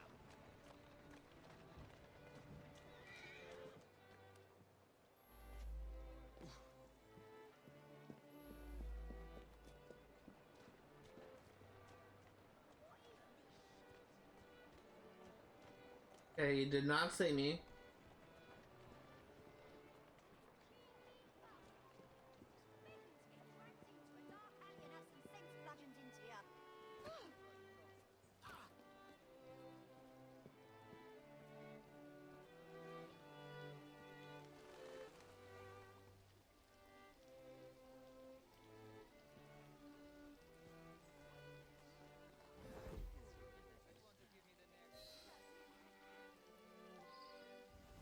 Speak to the mysterious man. I can pull Harry Houdini on me. Are you, Mr. Sorcerer? Not a demon, but the great Enzio Capelli. You are very much mistaken, aren't you, my child? Yes, I am very much mistaken. Oh, wait.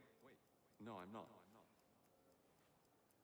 You are very much mistaken. And now you are so very, very tired, aren't you? Yes, I'm very, very tired. Now, you're going to do a little job of work for me, aren't you?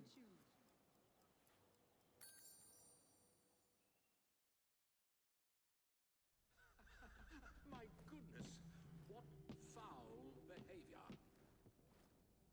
What's going on? Where the devil am I? You've been arrested for theft. How very intriguing. I don't remember a damn thing. Let's get you out of here. I've pulled a few strings, and they won't prosecute on account of your losing your mind. Be free, little chicken. Well, that took a turn.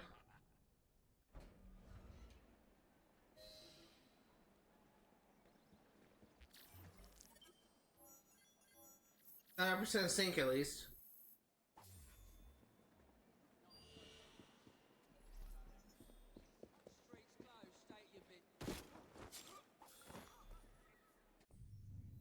I wonder if we'll have another chance to go after that guy. Recollection, maybe.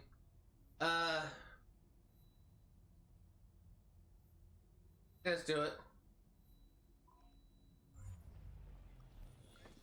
Thank you In this accident.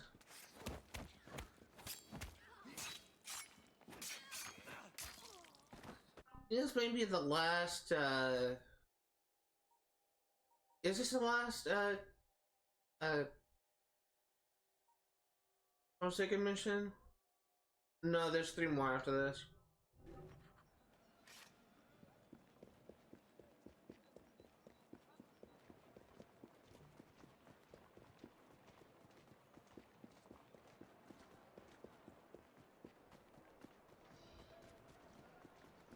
Looks like there is an optional objective for this one as well.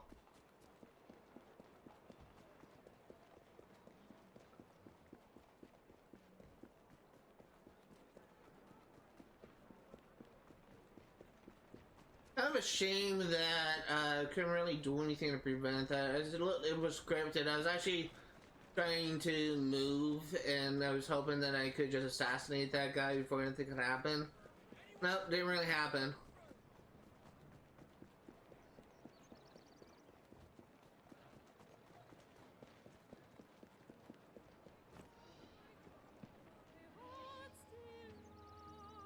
Have you truly no recollection of the events that landed you in a cell? I remember what the other victims remember. A silver watch, the sound of a bell, and a sort of shadow. A glint of silver and a tolling bell. I must say, you look very tired. Yes. I am so very, very tired. Now you're going to do a little job of work for me, aren't you? Now I'm going to do a little job of work for you. You've cost me a bit of money, mate. So I think it's only fair that you replenish my coffers with donations from the good people of London. You will steal money for me, won't you? Yes, I will steal money for you.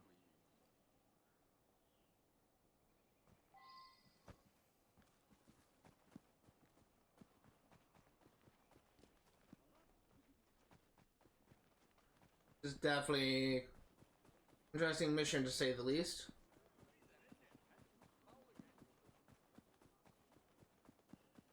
Like a kind of disorienting, the graphics, the hazy graphics.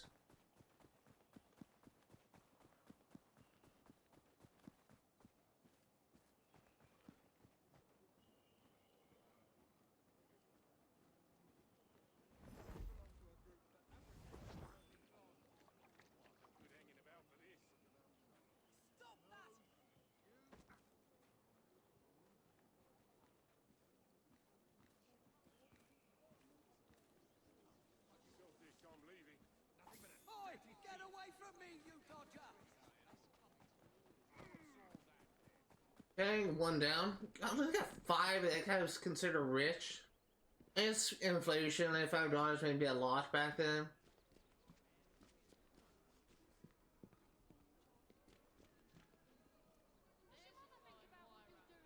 Help! Thief! Another $5. I don't know, like, I feel like that $5 still wouldn't be that much money back then.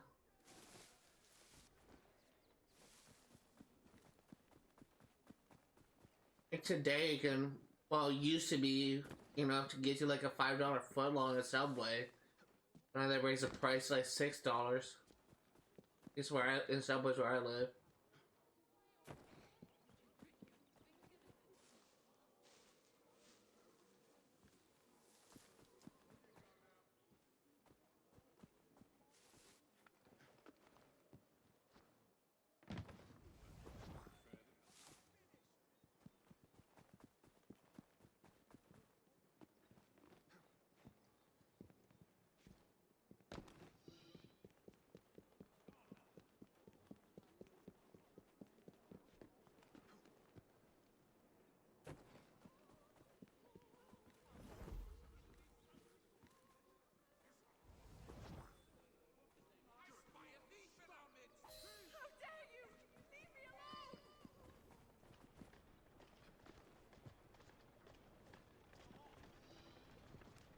So far, we're giving him $15, which to me, like, I feel like that wouldn't be that much.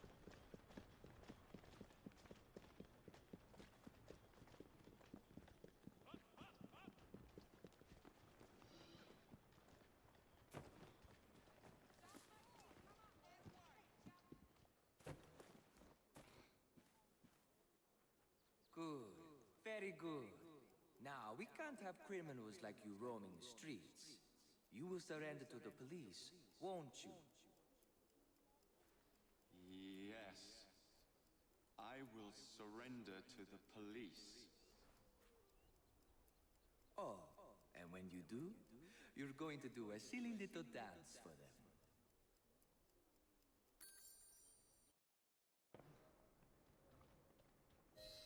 I say, you gave me a terrible fright, muttering about a man named Ezio. Enzio Capelli. Not a demon, but a hypnotist. And he's not even Italian. That's funny. So please don't tell me we're gonna be hypnotized again. Just let it just be for one mission.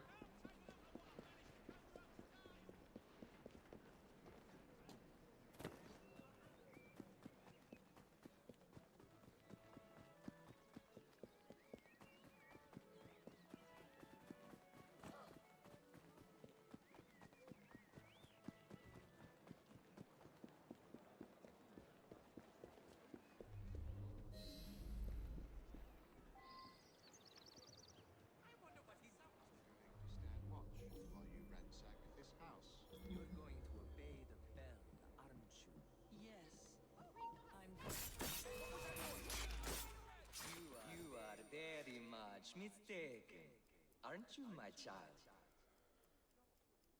Yes, I am very much mistaken. Really? Wait. No, I'm not.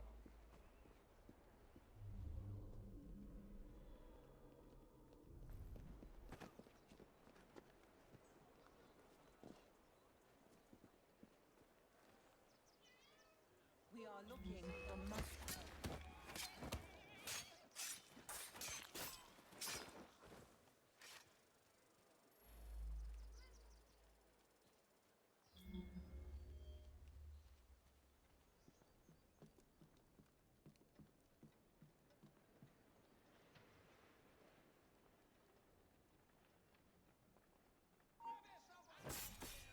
You are very much mistaken, aren't you, my child? Yes, I am very much Trying to kill his guard. Oh, wait. No, I'm not.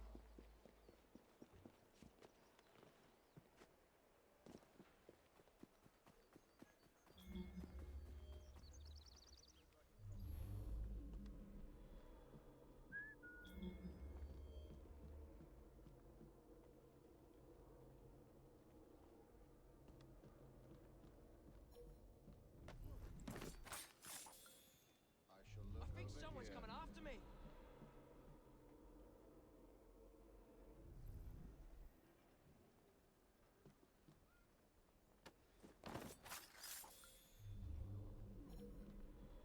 Okay, now let's see if we can do this successfully now.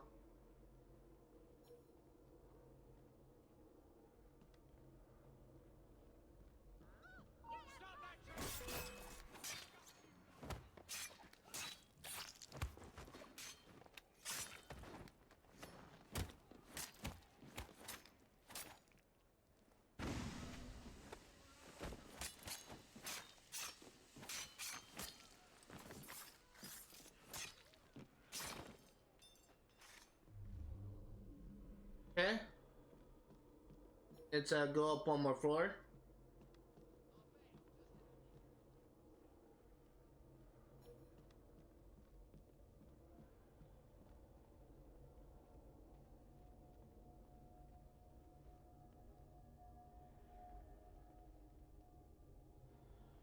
What the hell was that? Let's find out. Get back!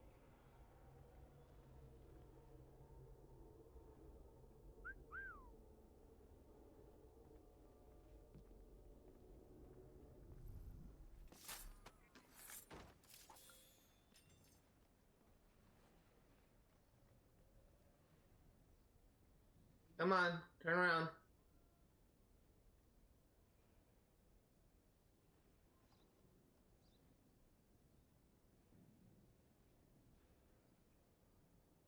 Turn around.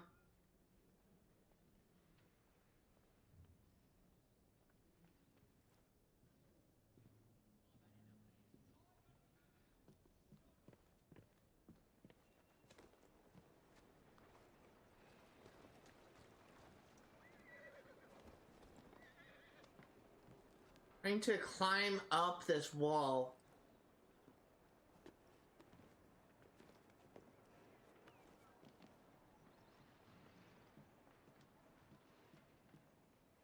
Get your hands off me! I admit it. I'm not Italian. It was just for my act. Nobody wanted to see a British hypnotist. Oh, shut up. I'll give you anything you want. I want you to shut your mouth. Do you know a Dr. John Elliotson? Never heard of the man. Did you really think mesmerism would work? How dare you? I'm a hypnotist.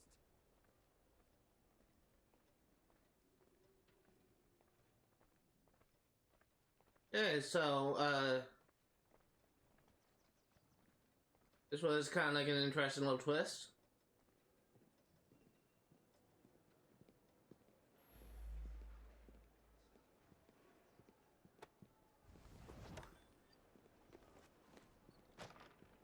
Take it easy. I'm an old man. Go to the police.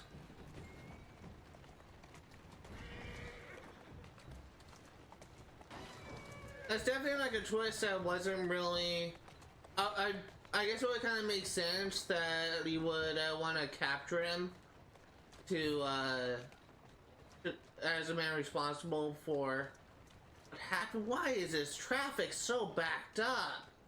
Dude, it's not even moving. I was honestly just kind of expecting to kill him as revenge. That's what my mindset was at.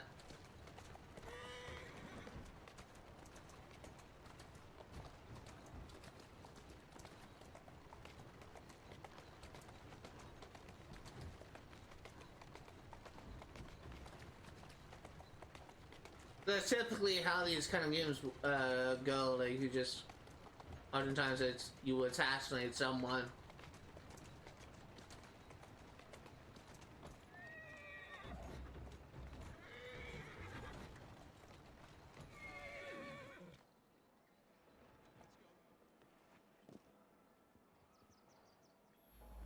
Is this really necessary?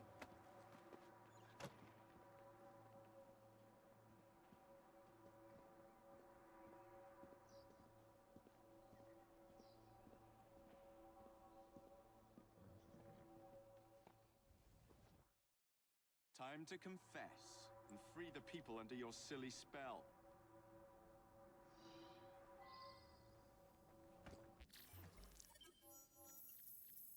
100% sync.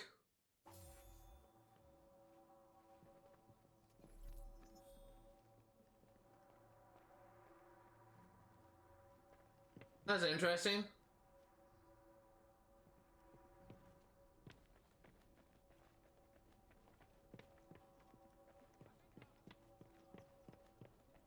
And that should be it for the Charles Dickens mission in this area.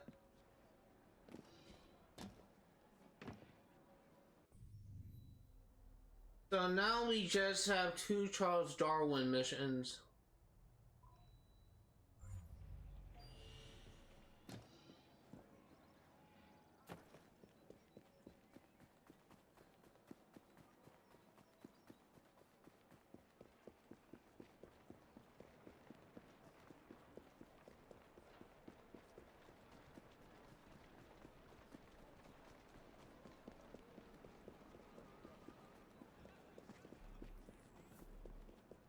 Train safe is nearly full.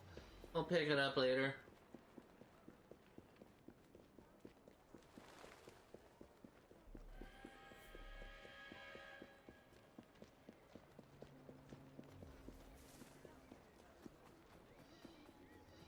Iris versicolor, commonly known as Harley.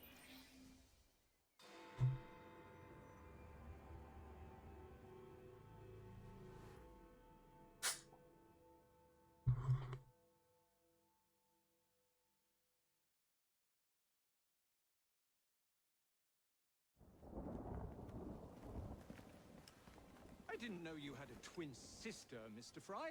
Evie Fry, sir. It's a pleasure. Usually I would reciprocate the sentiment, Miss Fry, but today I'm afraid nothing will bring me pleasure. What's troubling you, sir? I am used to people challenging my ideas. In fact, I live for it, the cut and thrust of spirited debate. Lately, however, attacks against my reputation have taken a darker turn. Threats of violence against my person and against my colleagues. I do not wish anyone to be hurt because of my research. You helped me with Starrick syrup. I am in your debt. We help each other, sir. My brother and I will make sure that you can continue your work in peace. What do you know of bones? I know how much pressure it takes to shatter, snap, or splinter one. Perhaps it would be simpler if I just explained the situation. A few days ago, a German colleague, Dr. Schwartz, sent me a telegram. He informed me he was on his way to London to deliver a very important fossil, you see. In fact, he should arrive at Charing Cross any moment now. Would you ensure no harm comes to him? I'll bring Dr. Schwartz and that fossil to you, Mr. Darwin. Alright. Helping Mr. Schwartz.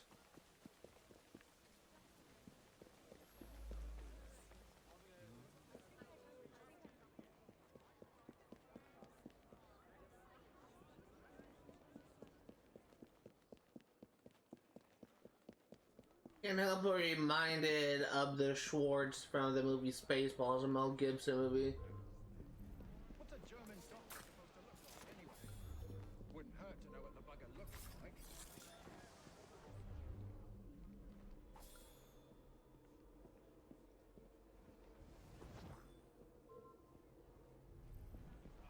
Wouldn't.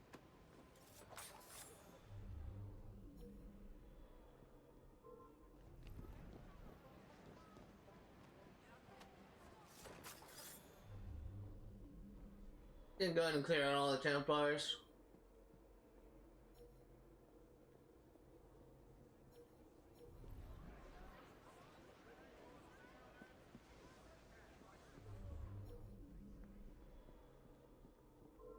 Do you see him?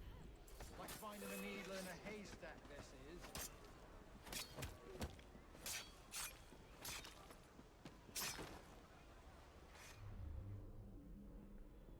I don't know why Templars are after him. Like maybe they think they can earn a profit from this fossil. Unless you have a full set, fossils on its own aren't really. Wouldn't hurt to know what the bugger looks like. Fossils on its own aren't really worth that much.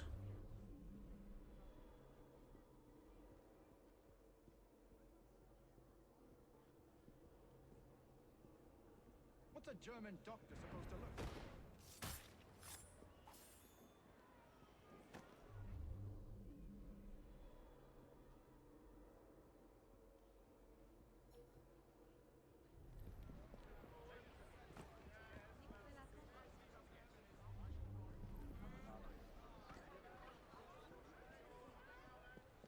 How am I going to find him among all these...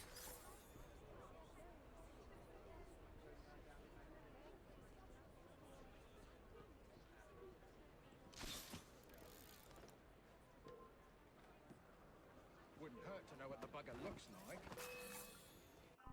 Yeah, let's go ahead and restart from checkpoint.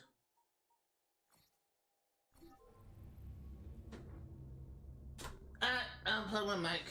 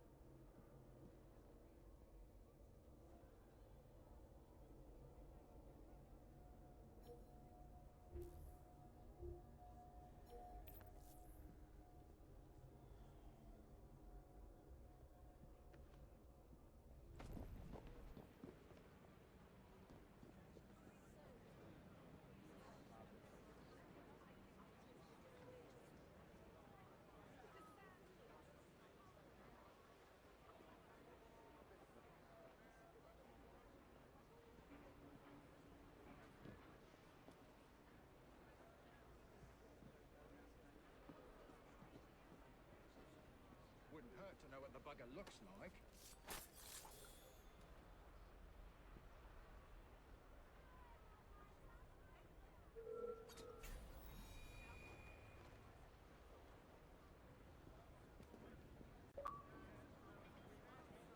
Get out of the way. There you go. Let's go ahead and try and clear out the remainder of these enemies so we don't have to worry about them.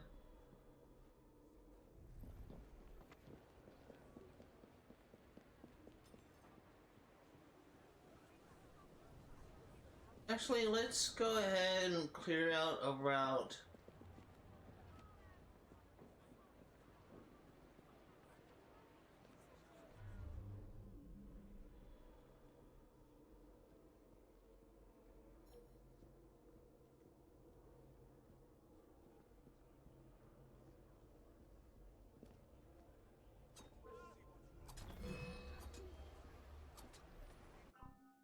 And I lost it again.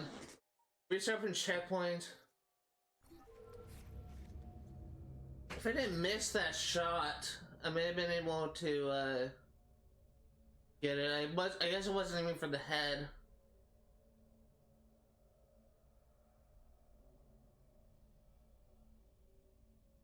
Kinda hate the remain unattacked things. Pretty that good at it.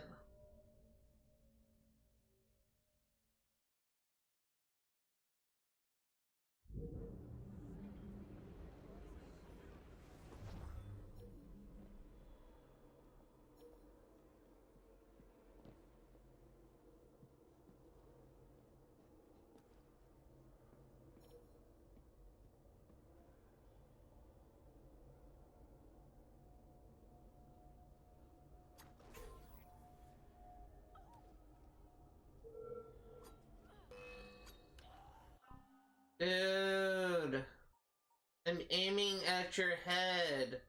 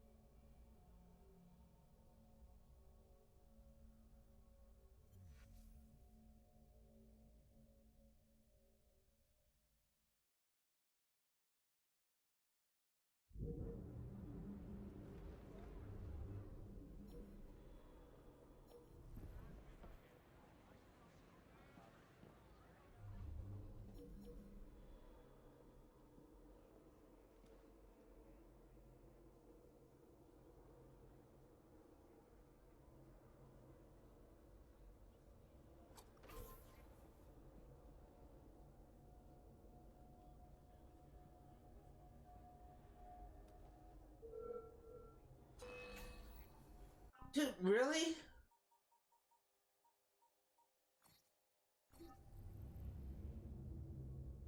How are you detect? If I kill you at the same time you detect me, I feel like that shouldn't count.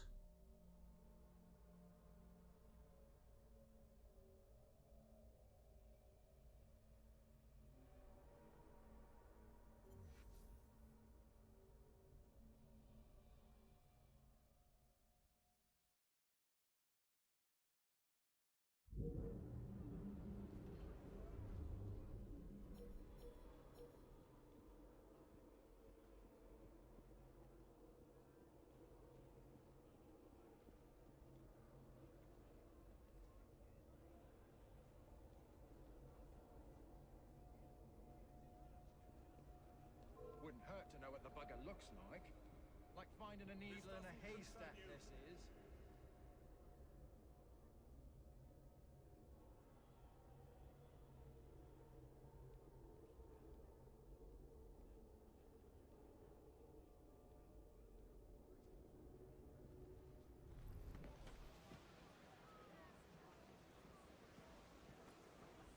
Wouldn't hurt to know what the bugger looks like.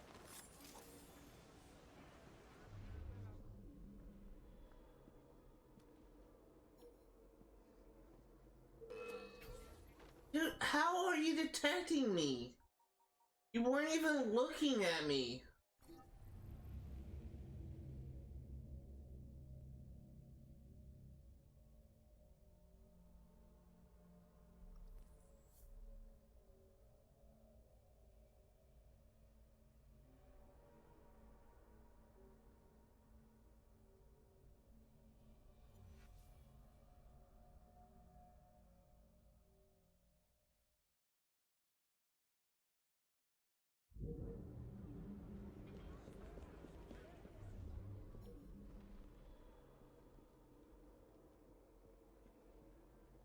I'm gonna try a different strategy.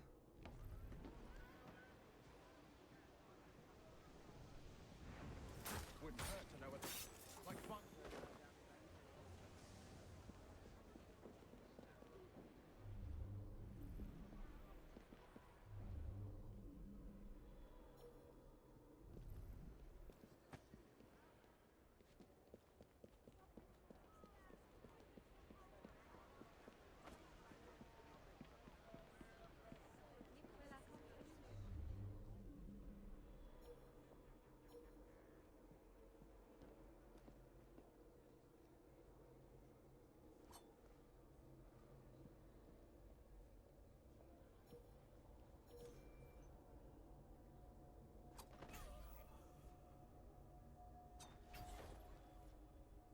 There we go, got a headshot perk.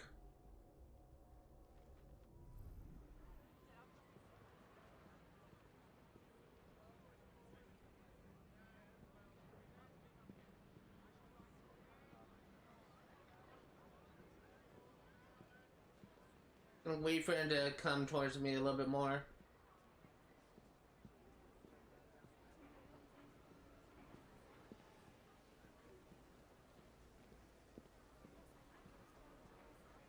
What is the meaning of this? I'm collecting you and your precious cargo for our friend Mr. Darwin. Just act naturally. Right. So, how is your father? By which I mean my dear brother Frank, with whom I grew up, of course. Oh, splendid! Wonderful to hear. I'll do my best not to call attention to how remiss he was in Wouldn't hurt to forgetting know to what the warn bugger me looks like. about the delicate situation. What the fuck? Where did you come from? Where did you come from? That was a safe route. There was no one there. Where was this brute? There was no one there.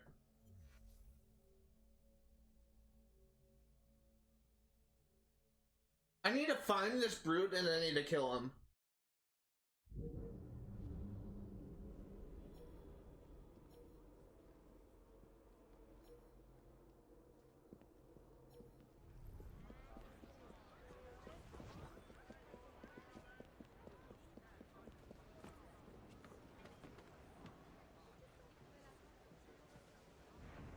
Wouldn't hurt to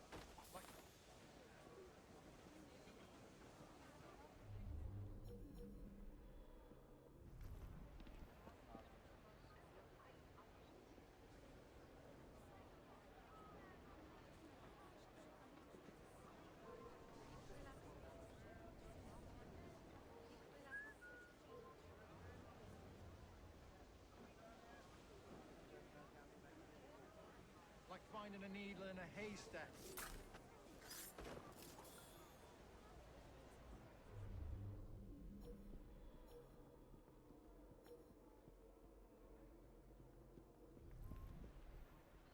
I killed this guy too. I suspect he's the one that...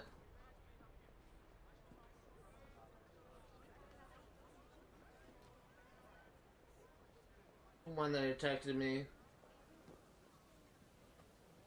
What's a German doctor supposed to look like anyway?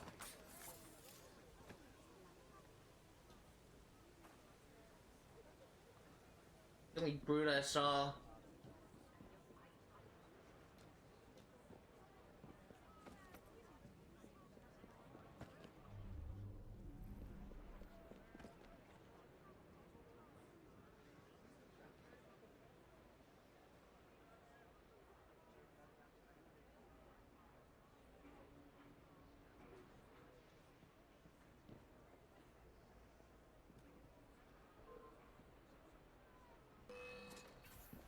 Dude, I freaking...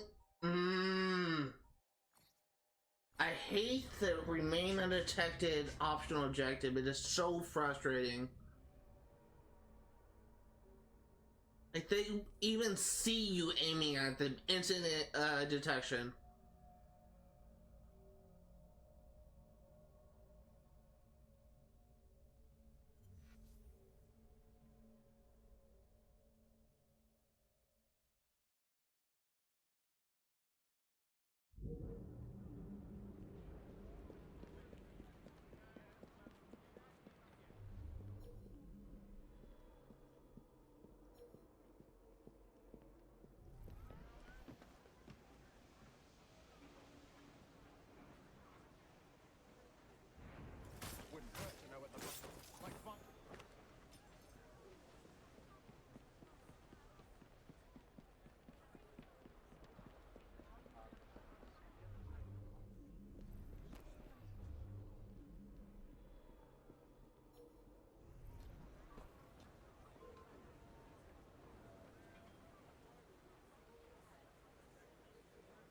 I have to wait until he turns around.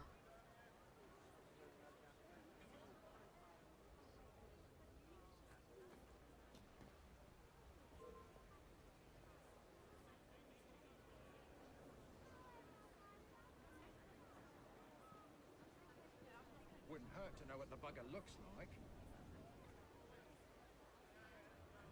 Wouldn't hurt to know what the bugger looks like. What's a German doctor supposed to look like, anyway? Wouldn't hurt to know what the bugger looks like. What's a German doctor supposed to look like, anyway? Wouldn't hurt to know what the bugger looks like. Okay. That guy's down.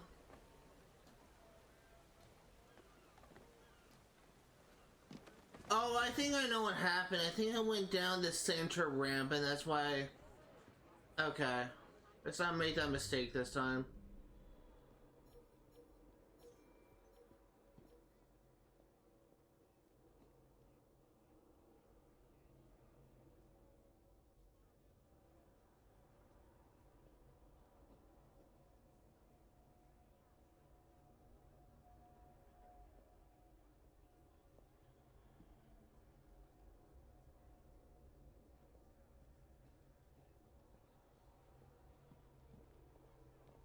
Wouldn't hurt to know what the bugger looks like.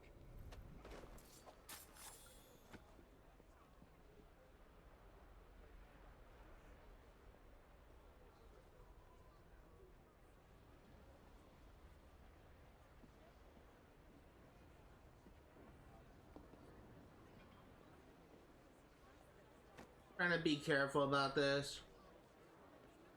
Gonna wait until she leaves the corpse.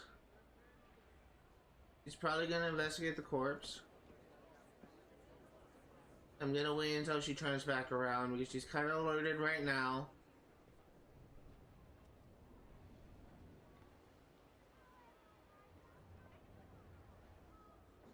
Kind of being confused.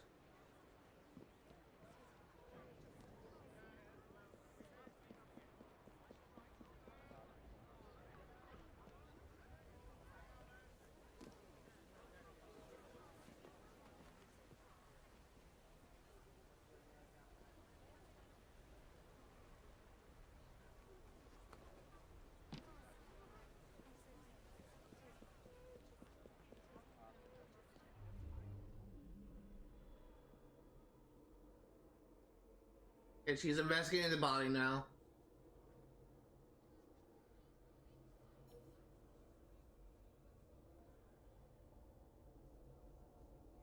Waiting for her to start going the other way.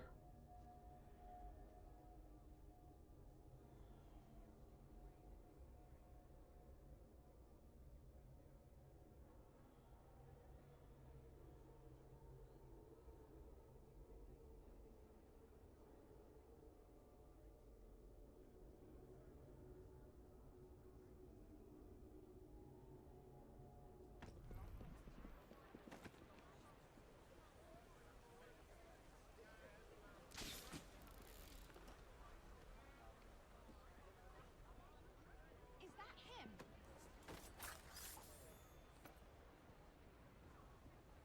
Okay, now we just have to wait for Dr. Schwartz to come to us.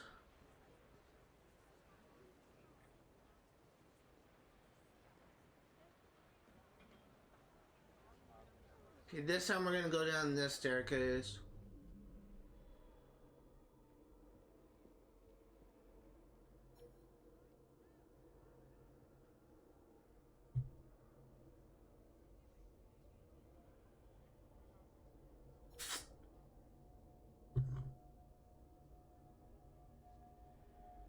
Yeah, I think that's what I did last time. I went down that center staircase to the right one. I thought I was going down the right one.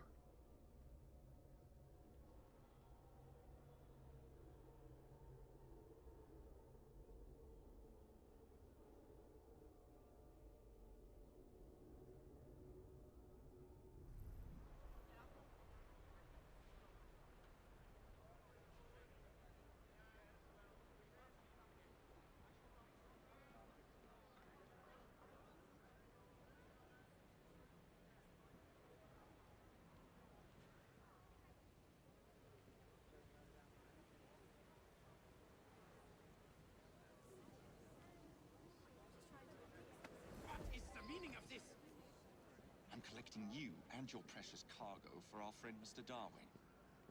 Just act naturally. Right. So, how is your father? By which I mean my dear brother Frank, with whom I grew up, of course. Oh, splendid! Wonderful to hear. I'll do my best not to call attention to how remiss he was in forgetting to warn me about the delicate situation which brings me here today.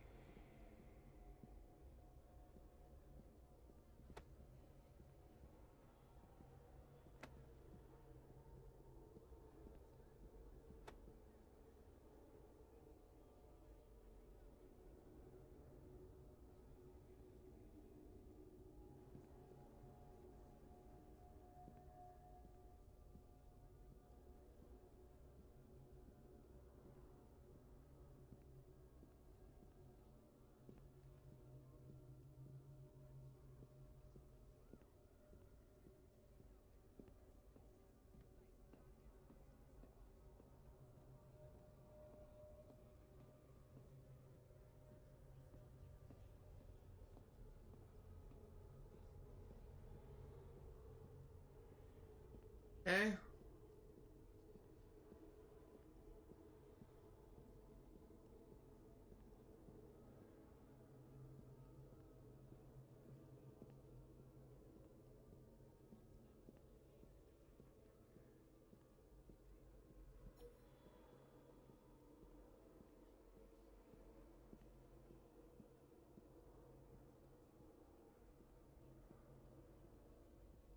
He's gonna detect me.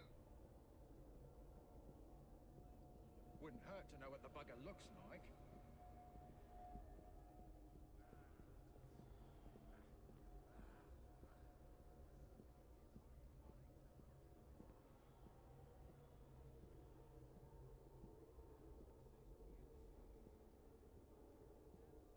Wouldn't hurt to know what the bugger looks like. What's a German doctor supposed to look like, anyway? And so far, so good. Gotta make sure we don't draw attention to ourselves. Because this is insuspicious enough, apparently.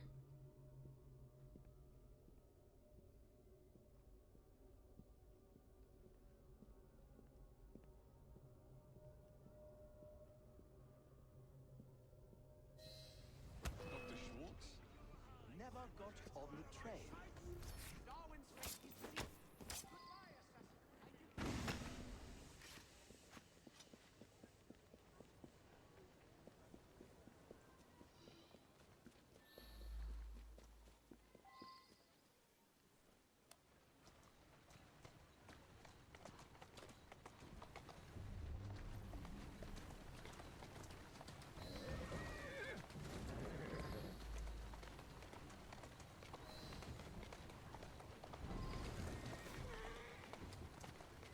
Come on.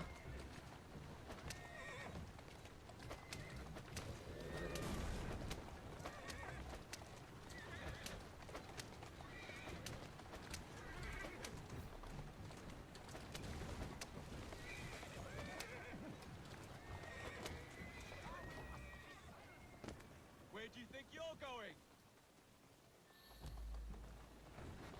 He's a horrible driver, but so am I.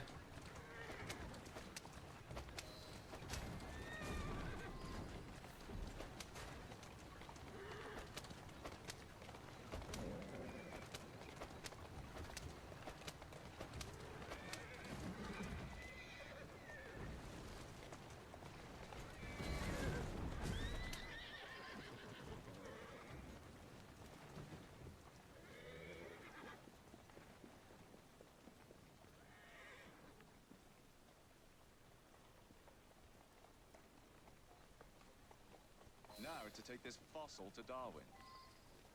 Beat to Darwin. You're still in the same place? That's good. That was honestly a really annoying mission. With an interesting twist, I will say.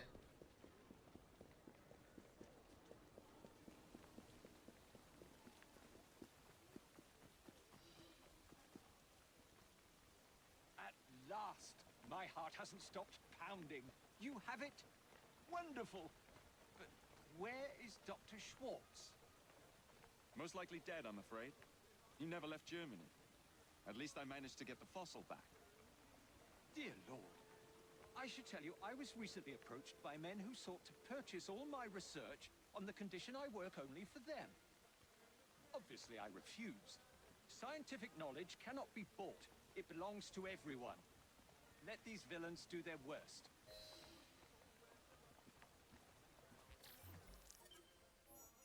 %, sync.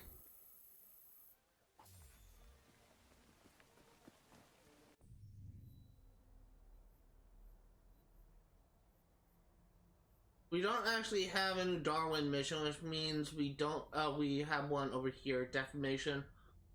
That'll probably be the last mission we do for this stream. I actually do want to go to Rouge's Ball first.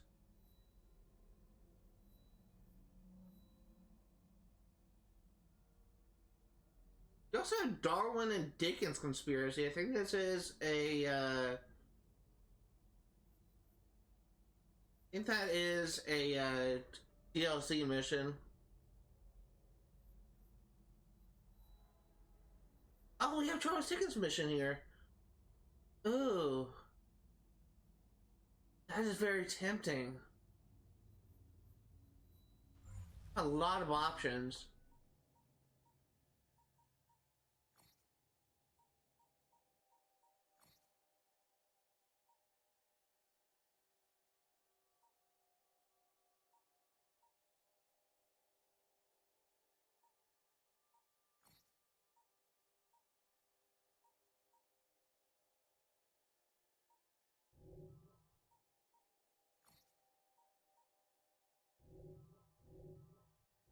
Yeah, let's do what I was gonna do before and go to, here. And I think we're actually gonna do the Charles Dickens one. Because I kinda like the supernatural stuff more.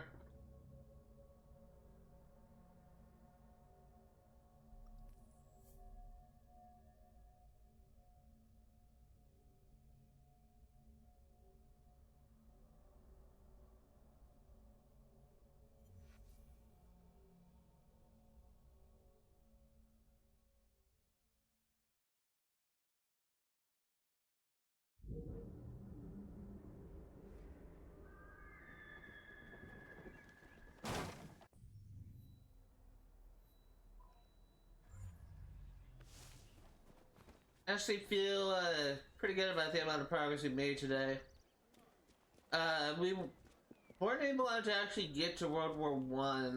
Again, the only reason why I'm ending it off an hour early is mainly because actually I guess I don't really have to end it off, or they could probably go until 5, but I like to end it off early because there's a streamer that I follow and I like to watch his streams live at 5. I like to end it a little bit early. Yeah, it's gonna be doing Silent Hill 2 today.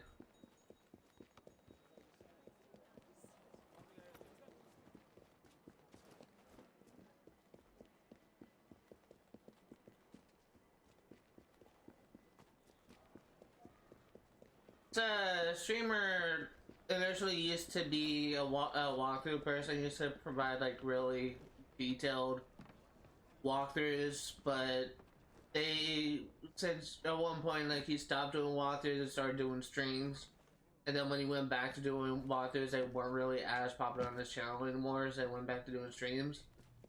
And then he found out the reason why he hasn't really been getting as much views as it used to was actually because YouTube stopped pushing his content in their algorithm, which is just kind of really unfortunate. It's just I honestly kind of think he's probably one of the more underrated YouTubers out there. Like if you're a completionist like me.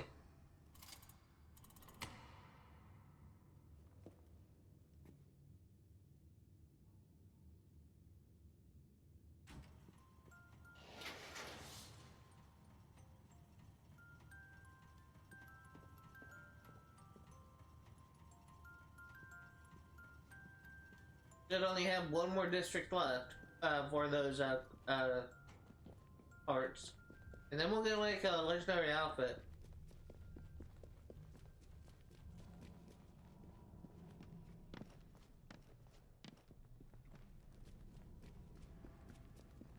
Can I fast travel in the underground? I don't know if I can.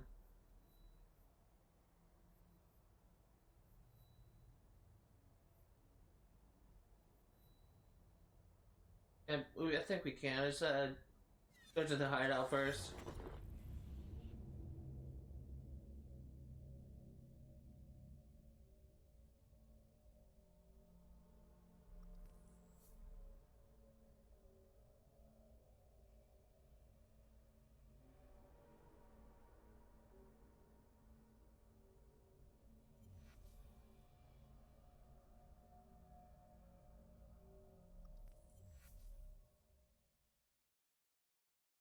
A letter? For me?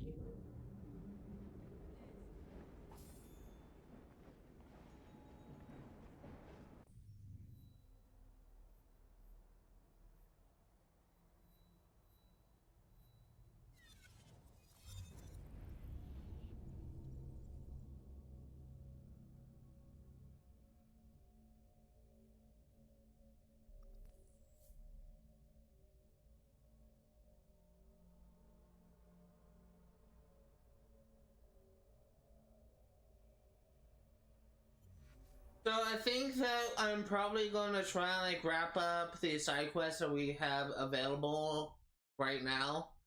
We're probably going to do this Charles Dickens mission here. And we will do the Darwin mission here. And if we have the next one unlocked in the Strand, we'll also do it there if we have time. But I think we're just gonna like focus on these two quests right now. We'll see where we're at. I'm actually curious.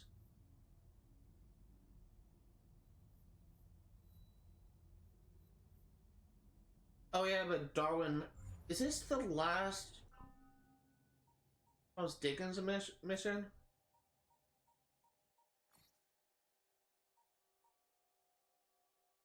Oh, there's two more after this. I guess we just haven't unlocked it. I'm hoping for more haunted houses. Oh, they could be in Westminster and they may be further along. I actually kind of remember investigating a haunted house with a medium in one of those missions. At least I kind of remember a medium.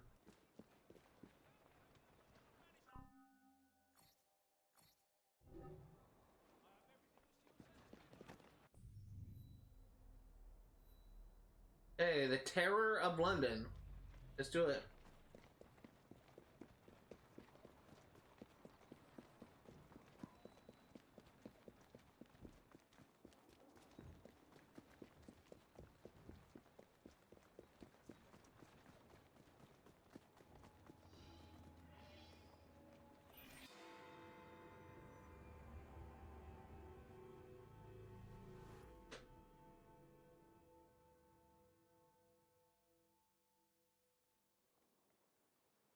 Thank goodness you're here. Impossible as it may sound, Spring-Heeled Jack has returned. We need to do something before the unthinkable happens. I thought we'd already dealt with this nonsense. There may be more to this than we originally thought.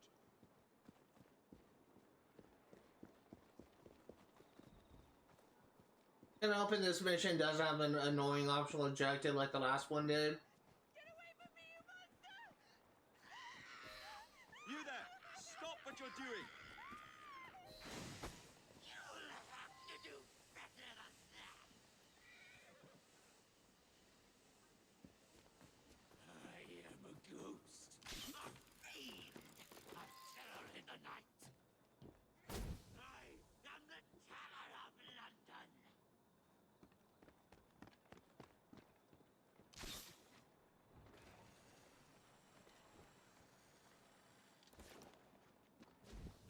I am a ghost, performing the feats of a devil upon the air. Long have I stalked the streets of London.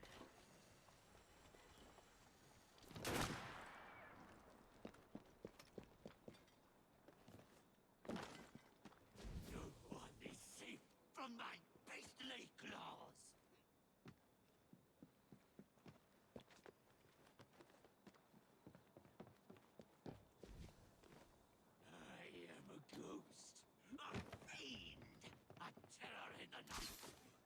Get back here.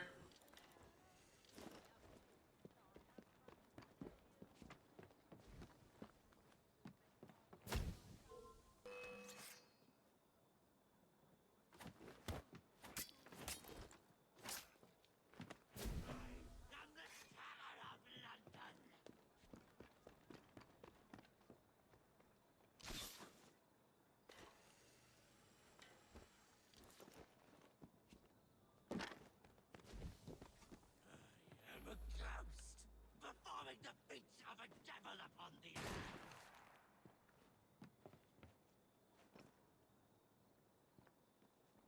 And let me. There you go. Need a good opportunity to tackle him. I actually tackled him like once before.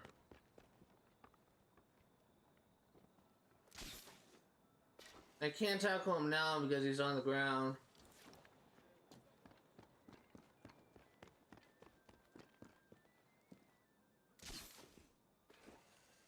Long have I stalked the streets of London.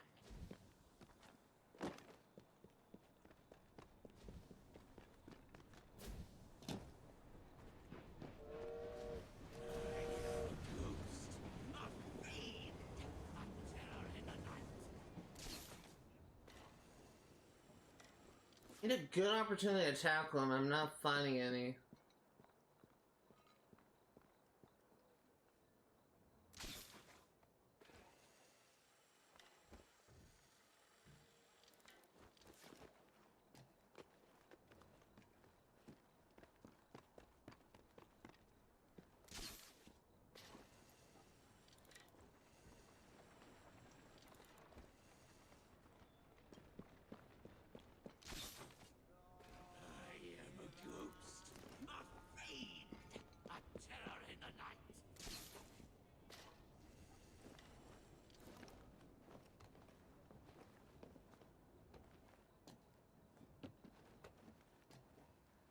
Get back here. I need to tackle you. Nobody give me any opportunities to.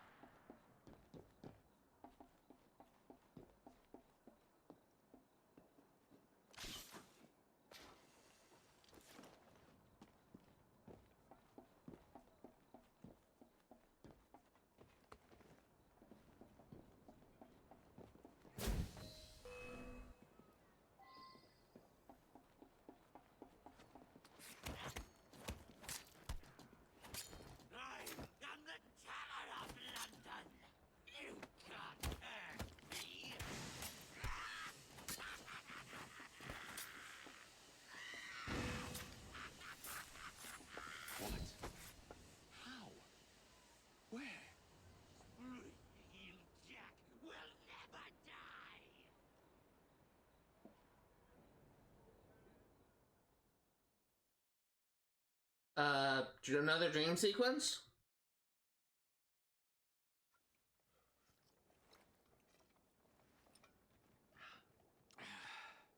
Well, thanks to you, the Ghost Club's reputation has grown tremendously. We are a beacon of reason in a world beguiled by superstition. But I believe we have encountered one genuine spirit. Can you be certain? That's the question. One might surmise that the spirits that haunt us are simply our deepest fears, manifested as apparitions. Shame. I've always wanted to see a ghost or a goblin. I propose a toast to the Ghost Club and the virtuous twins that have aided it, Miss Evie and Mr. Jacob. Cheers. Cheers. That was interesting. 100% sync.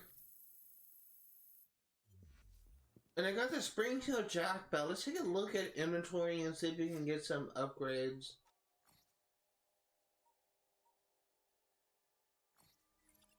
And finally put on a level 8 belt. Oh, we have a better belt already.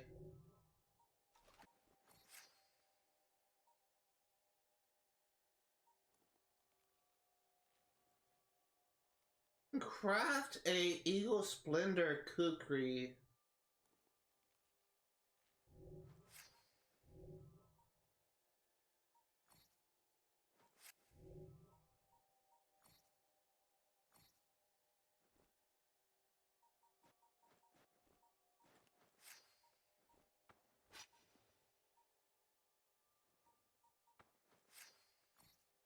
€6,000, 160 metal, 50 chemical. We have more than enough. I'm just gonna craft and equip that. I also want to take a look at gauntlets. I had like a basic 3-star one for a while, and I can finally get a chimera.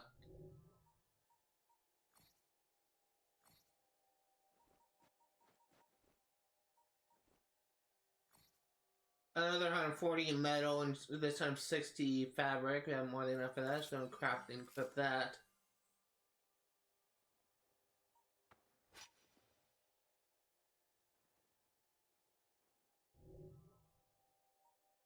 Onto upgrades. I want. Go ahead and craft medium knife pouch. Carry more knives, and we will also get the large knife pouch. Yeah, we have more than enough for that.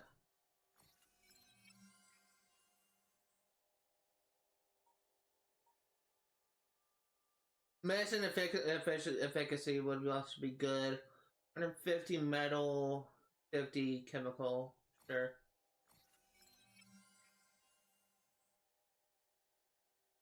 That's all like I'm willing to do. I guess, I don't think it's necessary to get the medium dark pouch yet.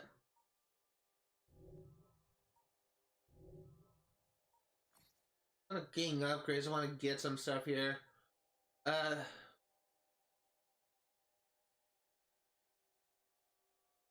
16,000 will put me at 34,000, but no. 29,000.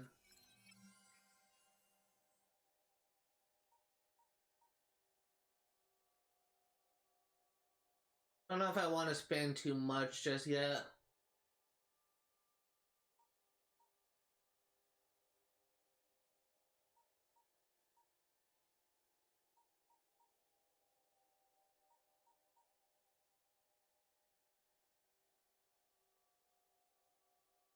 This could be good. This may be the last thing I get for right now. I don't want to like spend too much money.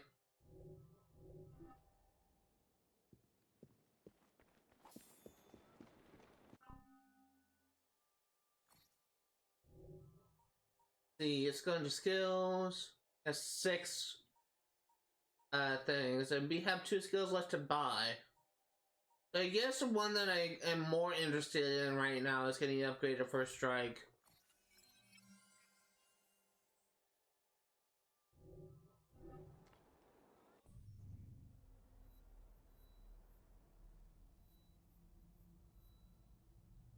Yeah, let's go ahead and do defamation. And this may be the last one I do for today.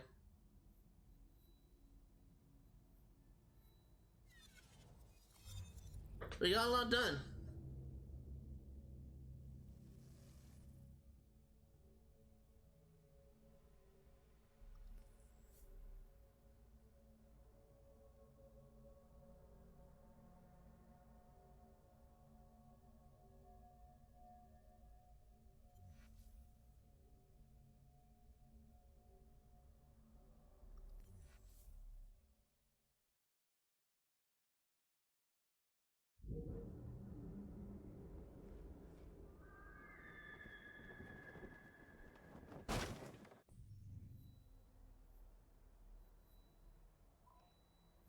Defamation is next. I am correct in that there's no other memories for us to do this like I am. Okay, well, let's go. Actually, before we do that Charles Darwin mission, let's go ahead and restock on our supplies.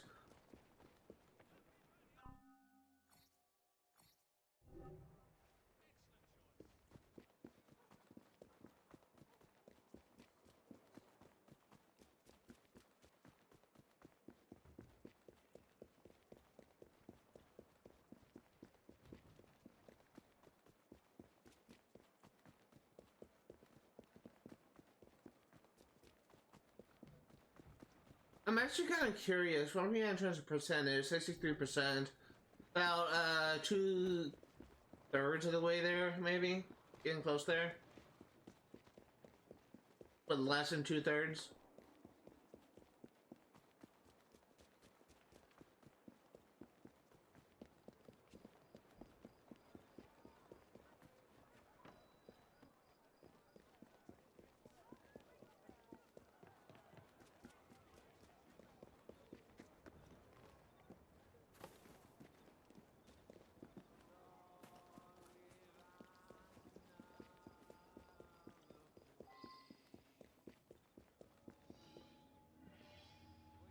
Be a deer and fetch Darwin a newspaper? My young friend, today's papers carry a rebuttal of Mr. Owen's slanderous and ignorant remarks about my work. However, I'm feeling quite like a fossil today.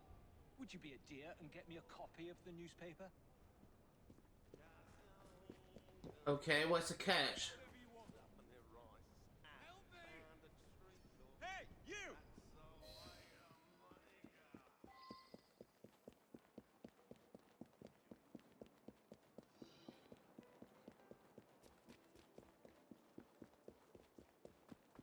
Get back here. Gotta he runs fast.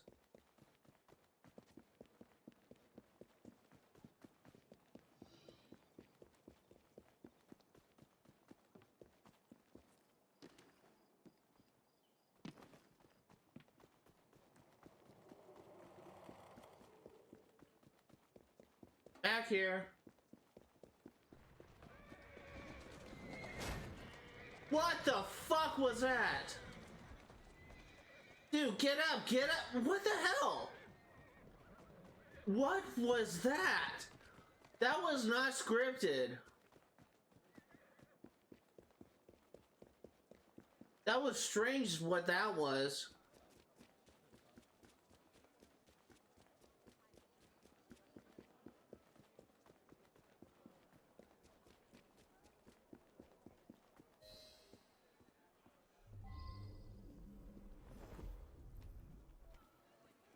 Move, kill Jacob!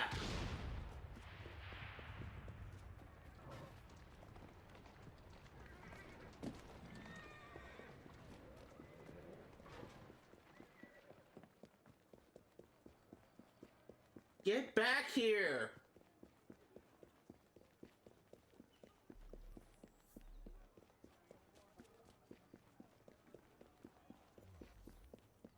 Dude, how fast can you go? Let me catch up to you.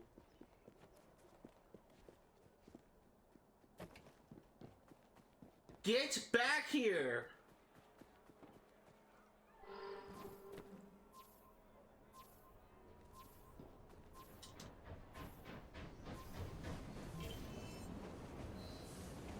Oh, you saved my life. Yes. Now here's a question for you. Why would you attack a newsboy? A man paid me and my mates to force newsboys to display this leaflet. Yeah, take the bloody thing and leave me alone. I should kill you for all the trouble you gave me. Full caricature. Track down the source of anti-Darwin. Well, let's say Darwin on the head of on the body of a monkey. Clearly mocking his theory of evolution. More trouble than it was really deserved. Alright. I think that's gonna do it for me. Next time we will continue doing the Charles Darwin mission. This may be the last one we do. And then we will do this DLC mission, I'm pretty sure. And then you'll go ahead and do the World War I memories.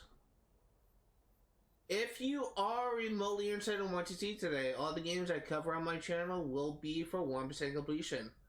I'm going to be streaming Assassin's Creed Syndicate yet again next Sunday, 1 p.m. to 5 Pacific Standard Time. I'm going to be streaming Sim 3 Patch 1% completion on Fridays, 1 p.m. to 5 Pacific Standard Time. And I'm going to be streaming Kingdom Hearts Chain of Memories on Saturdays, 1 p.m. to 5 Pacific Standard Time. Thank you guys for watching, and I will see you all next time. Hey everyone, welcome to another post-stream session where I go over all of the new entries for the database. We have like 25 entries to read, so let's go ahead and get things started. Again, like I'm recording this a day after I started streaming, and the reason for that is I just didn't really have time to record.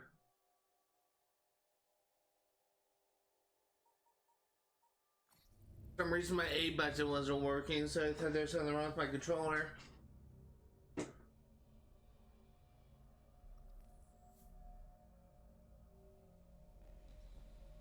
We're making some decent progress. I'm thinking maybe like in 2 or 3 more streams we should be finished with this game.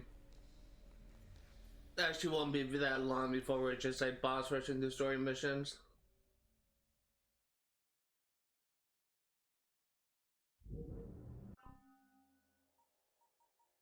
And first off, let's go to progression log. We have Secrets of London. Secret 25, The Strand. Still seeing Bonnie boys, Bonnie mad boys. Bedlam boys are Bonnie, where they all go bare and they live by the air and they want no drink nor money. Secret number 10, The Strand. The moon's my constant mistress and the lonely owl my marrow. The flaming drake and the night crow make my music to my sorrow. Secret number 7, The Strand. Of 30 bare years have I twice 20 been enraged, and of 40 been 3 times 15, and during soundly caged. Secret number 16, The Strand. The palsy plagues my pulses when I prig your pigs or pollen. Your culverts take or matches make your chanticleer or soul. I don't know what chanticleer is. And that's it. The only ones we have left is for Westminster. I do want to go into first, because apparently we got some new ones. I think Absolutely Stunning is new. Increased time duration by 25%. Maybe Headshot we got, and then this perk increases critical hit damage. So we got 4, and we need 10.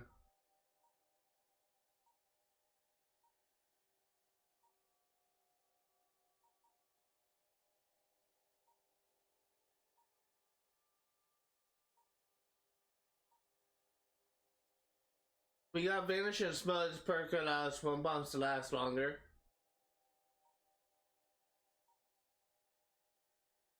Five, 6, 7. So you have 7 perks and we need 10. Let's go into database. Encyclopedia, locations, The Strand. Leicester Square. Leicester Square and the adjoining Leicester House were once part of property, but were once the property of Robert Sidney, the Earl of Leicester, who purchased the land from the government in the 1630s. The public didn't take kindly to once public land being walled off and used exclusively by the rich, so King Charles II responded to the outcry by making the field public once again.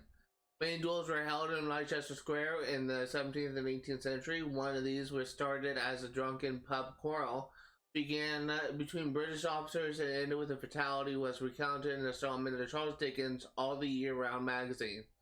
Even these days, if you want to see a drunken pub quarrel, I can heartily recommend Leicester Square. As land was developed and made into a public square, it became a popular location for entertainment. An opera house was built near Leicester Square in the late 18th century, as well as a museum of natural curiosities called the Holofuskin? I don't know what that is. Which featured many specimens collected by Captain James Cook and Wild's Globe. A large spherical attraction that allowed patrons to see the map of the Earth from the inside. Piccadilly Circus, the landmark junction, now a festival of lights and advertisements, had very humble origins as a connecting point between 3 different sections of Regent Street. Piccadilly Circus was constructed in 1819, derives its name from Piccadilly Hall, home of the famed 17th century tailor Robert Baker, located nearby. Baker's specialty was the Piccadilly, a frilly collar at the height of fashion, especially in the 1620s. Personally, I think the frilly Piccadilly is due for a comeback. Make it so, hipsters. You want one? Well, I'm gonna drink some more coffee. Yeah, one thing I must make clear is that there was never an actual circus at Piccadilly Circus. No clowns, no animals, no eight-finger winglers. Circus here refers to the fact that the junction was once a circle, but the shape of Piccadilly changed in the 1880s when Shaftesbury Avenue was created and cut through the circle. Scotland Yard, the plot land in the castle that stood here, was given to King Kenneth II of Scotland as a gift from King Edgar the Peaceful in the 10th century, and for nearly 600 years served as a residence for the Scottish monarchy whenever they visited England. Sorry, but Edgar the Peaceful? What a terrifying nickname. His enemies must have been quaking in their boots. Hi lads, it's Edgar the Peaceful, and he's carrying flowers. The palace was demolished when Scotland unified with England, and a series of government buildings, residences were built in its place. Christopher Wren and John Milton each lived for a time in this neighborhood. When Prime Minister Robert Peel created the Metropolitan Police Service in 1829, it was decided that their headquarters would be located in this vicinity. The office's rear entrance stood on Great Scotland Yard, and therefore the police force became commonly known as around the world as Scotland Yard. That the word Great didn't make it Scotland Yard's nickname might be a statement of some kind. Mind you, better than calling it the rear entrance. Come on, son, you're next. I'm taking you up to the rear entrance. The formation of Scotland Yard unified the desperate police forces that operated in different parts of London and was an instant success. By 1874, Scotland Yard employed nearly 10,000 people and expanded into several neighboring buildings. St. Martin in the Fields. The church's curious name has two origins. St. Martin was a Roman soldier who tore his robes in half to help dress a naked beggar on a cold winter's night. In his sleep, Martin saw a vision of Christ in the form of that beggar, and he promptly converted to Christianity. The "in the field" suffix was meant to distinguish the church from another named St. Martin located in the city at the time. The church, as it stands today, was built in 1721 on the site of an older church built in 1542 by the order of King Henry VIII, who wanted to redirect the funeral processions of plague victims away from his home at Whitehall. The modern church was designed by James Gibbs, one of the most influential architects in Britain. King George was reportedly so impressed by the church that he personally paid 100 euros to the men who built it. That's 100 euros total, not each. Gibbs liked the church, but not that much. St. Martin in the Fields' proximity to the Strand made it a popular church for the rich and upper class in the 18th century. York Watergate. Before the Thames embankment was completed in 1870, the York Watergate was situated right on the river. It currently stands about 140 meters away from the Thames, like a driveway built too far from the road. The Watergate was built in 1626 by George Villiers, the first Duke of Buckingham.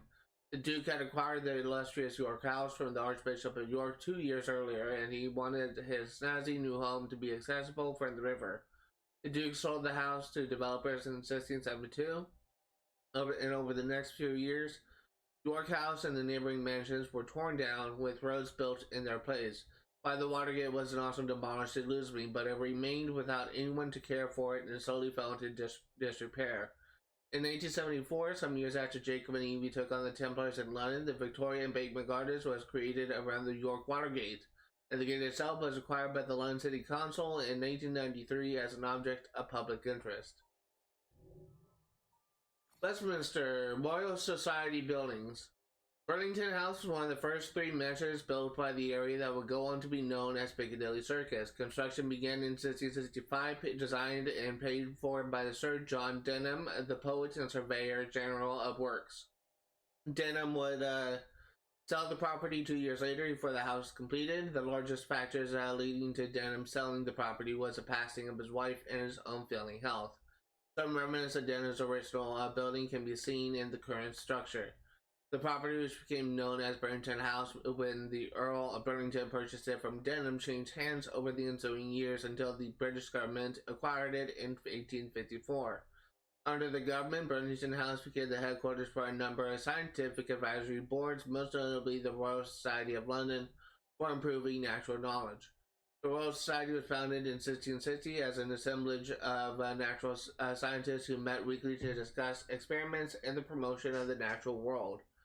The British government began paying them a stipend of 1,000 euros a week in 1850, which began a close relationship that led to the Royal Society being granted a home in the Burlington House. The Society's motto is Nullius in Verba, which basically means take nobody's word for it, a motto to live by. Collectables, beer tasting notes. Balfour and Barrett Vienna Beer, 1868 Limited, patent number 390. Sean tasting notes. I didn't realize it was legal to patent pasteurized sheep's urine. I'd rather drain a boil. I'm beginning to have second thoughts about this whole project. Basil gets respite, mild ale, bottled in Scotland. Sean tasting notes. Interesting. Period advertisements for this beer suggest that the innumerable workers who dug the miles upon miles of tunnels and collectors beneath London, their nose constantly assaulted by nauseous fumes and their eyes offended by unspeakable refuses, would appreciate a balance of moderate brew bottled in the north of Scotland, which as far as I can tell is 3 lives for the price of 1. Dr. Garrett's Ale, Sean tasting notes. What's this I detect? Actual hops.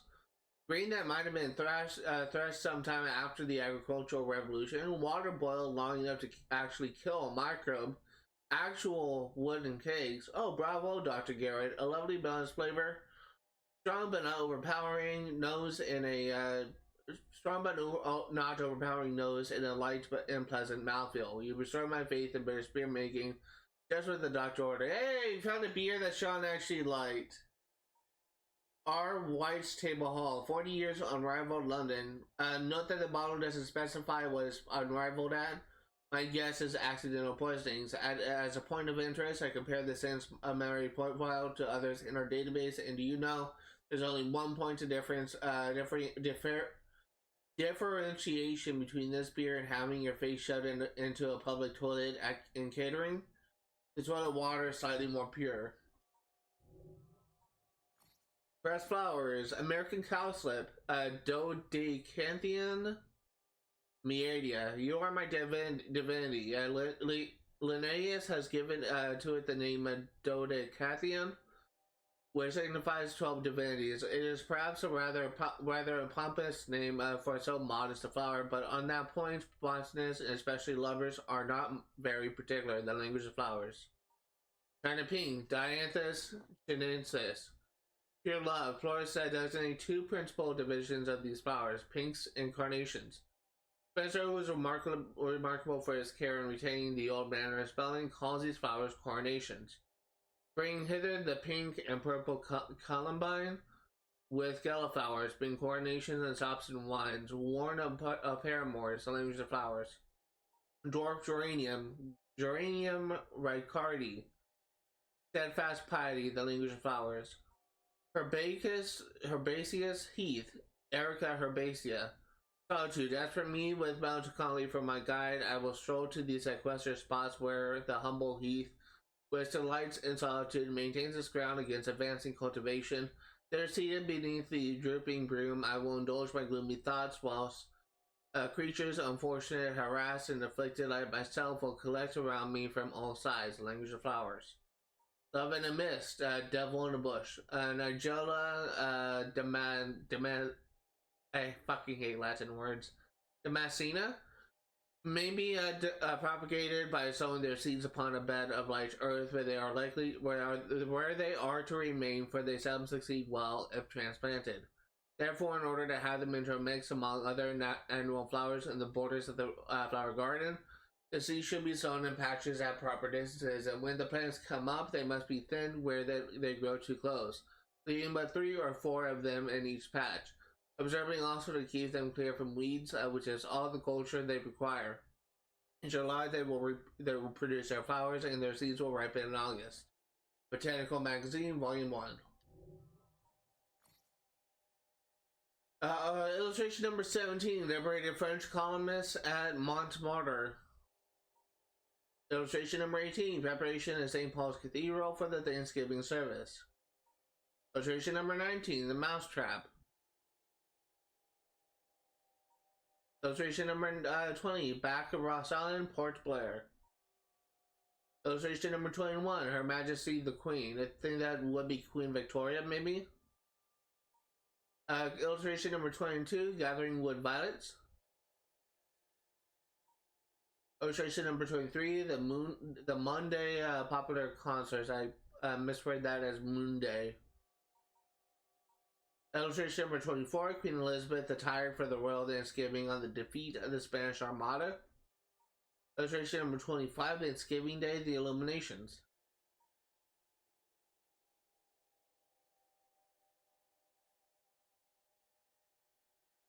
I think that's maybe the last one. The Thanksgiving Day, the Lord Mayor presenting the city's sword to the Queen at Temple Bar. And yeah, this is old.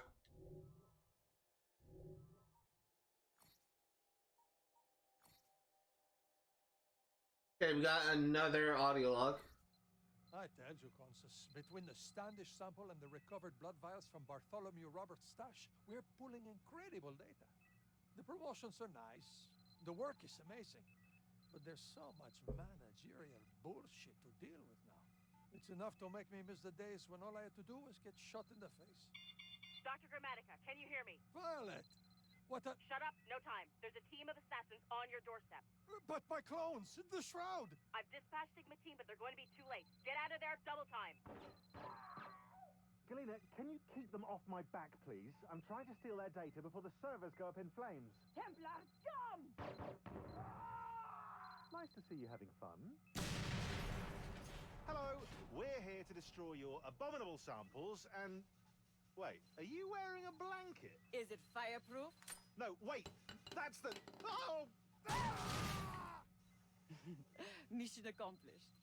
Gavin's waiting. We go. I am damaged, repaired, rest. Goodbye, Consus. Thank you. Interesting. Interesting. That's so that's something that I actually didn't notice until like the first until like this playthrough actually, but it's actually when I first played this game, I thought the only Shroud of Eden was the one that the Jacob and Eve Friar and the assassins, modern day assassins, are actually looking for. Something I didn't actually find out until this playthrough, and again, like from like a video on YouTube that I watched, but there are actually multiple Shrouds of Eden in the story, and apparently one was destroyed in that attack by the assassins. DDS genetic memory export, subject Niccolo Di Giuliano, 104, date January 1510, location Lonigo, Italy. I should be dead. The assassin's blade struck true, yet I still draw breath. The Shroud, I was sure he would find it, but I still feel his presence. I hear it in my head. It's just a faint whisper in my head, but it demands action. It speaks in a language I do not understand, but I sense what it means. Get up, it demands. I try, but my words are too severe. Your pain is temporary. Ignore it. Concentrate. Close the wounds. Open your eyes. Sleep as death. Do not believe in your frailty. Come closer. I drag myself over to floorboards beneath my desk and pry them open. As soon as I see it, my mind blazes. DDS genetic memory export subject Niccolo Di Giuliano, 204, date January 1510, location Lonigo, Italy. Attach the artifact to my world enveloped in brilliant light. Did I die? Can this be? No, I must wake up from this. I extend my arms and watch them stretch into the void, eyes within eyes. And then let's see your perception. Stop staring. Please stop staring. My tongue catches a playful wind and unrolls like a spindle of red ribbon. It sails skyward and I grin. I reach into the white and it stains my hands. I watch it travel through my veins. I try to close my eyes, but I have none. I shake my head and the room returns to normal. I can move again. The pain is extreme, but I am rejuvenated. I grab the artifact. And this is a third entry from Niccolo Di Pitigliano. That's a weird name. I can't read that. January 1510, location London, Italy. My manor is burning. I must flee this place. I can only hope the crowd outside has dispersed. I stumble over two of my guards. Their throats are slit. The stairway is... It's kind of spit. Sorry about that. The stairwell is impassable. Burning debris has fallen from the floor above. I'm not sure I have the strength left to find another route. My fingers tremble. I nearly drop the artifact, so I tuck it under my arm. The hallway is completely dark. I proceed with a hand scraping along one wall and hope for the best. I test the window, but it has been sealed from the outside. I gasp for air as I drop onto the grass outside. Where will I go, if I can even escape Londigo? I will not survive a trip to another town unless... This is the fourth entry for Niccolo de Pedigliano. Date January 1510, location Londigo, Italy. I have no choice. Whatever power this thing holds, I must try to unleash it. I wrap myself in the shroud. I begin to vomit a little at first, but then it flows red as I finally expel my insides. Too much. 1,000 voices shouting at once. My head cannot take it anymore. My body falls upon itself. My muscles pull tighter than should be possible, and I feel my bones snap. I feel the shroud's power. It is tearing me apart. I cannot control it. I am no longer in control of my body. It reconfigures as my voices demand. I have stopped breathing. One of my eyes has gone blind and the other is slowly losing focus. I see the assassin approach. Disgusting, he says, as he pulls the shroud from my dying grip. How? How did he know? Well, that was disgusting. I want to see it happen to someone else. Any volunteers? Grammatica. Okay, so that does it for all the new entries. Let me go ahead and fast travel to a location so that the progress is saved. And that's gonna do it for today. Thank you guys for watching, and I'll see you next time.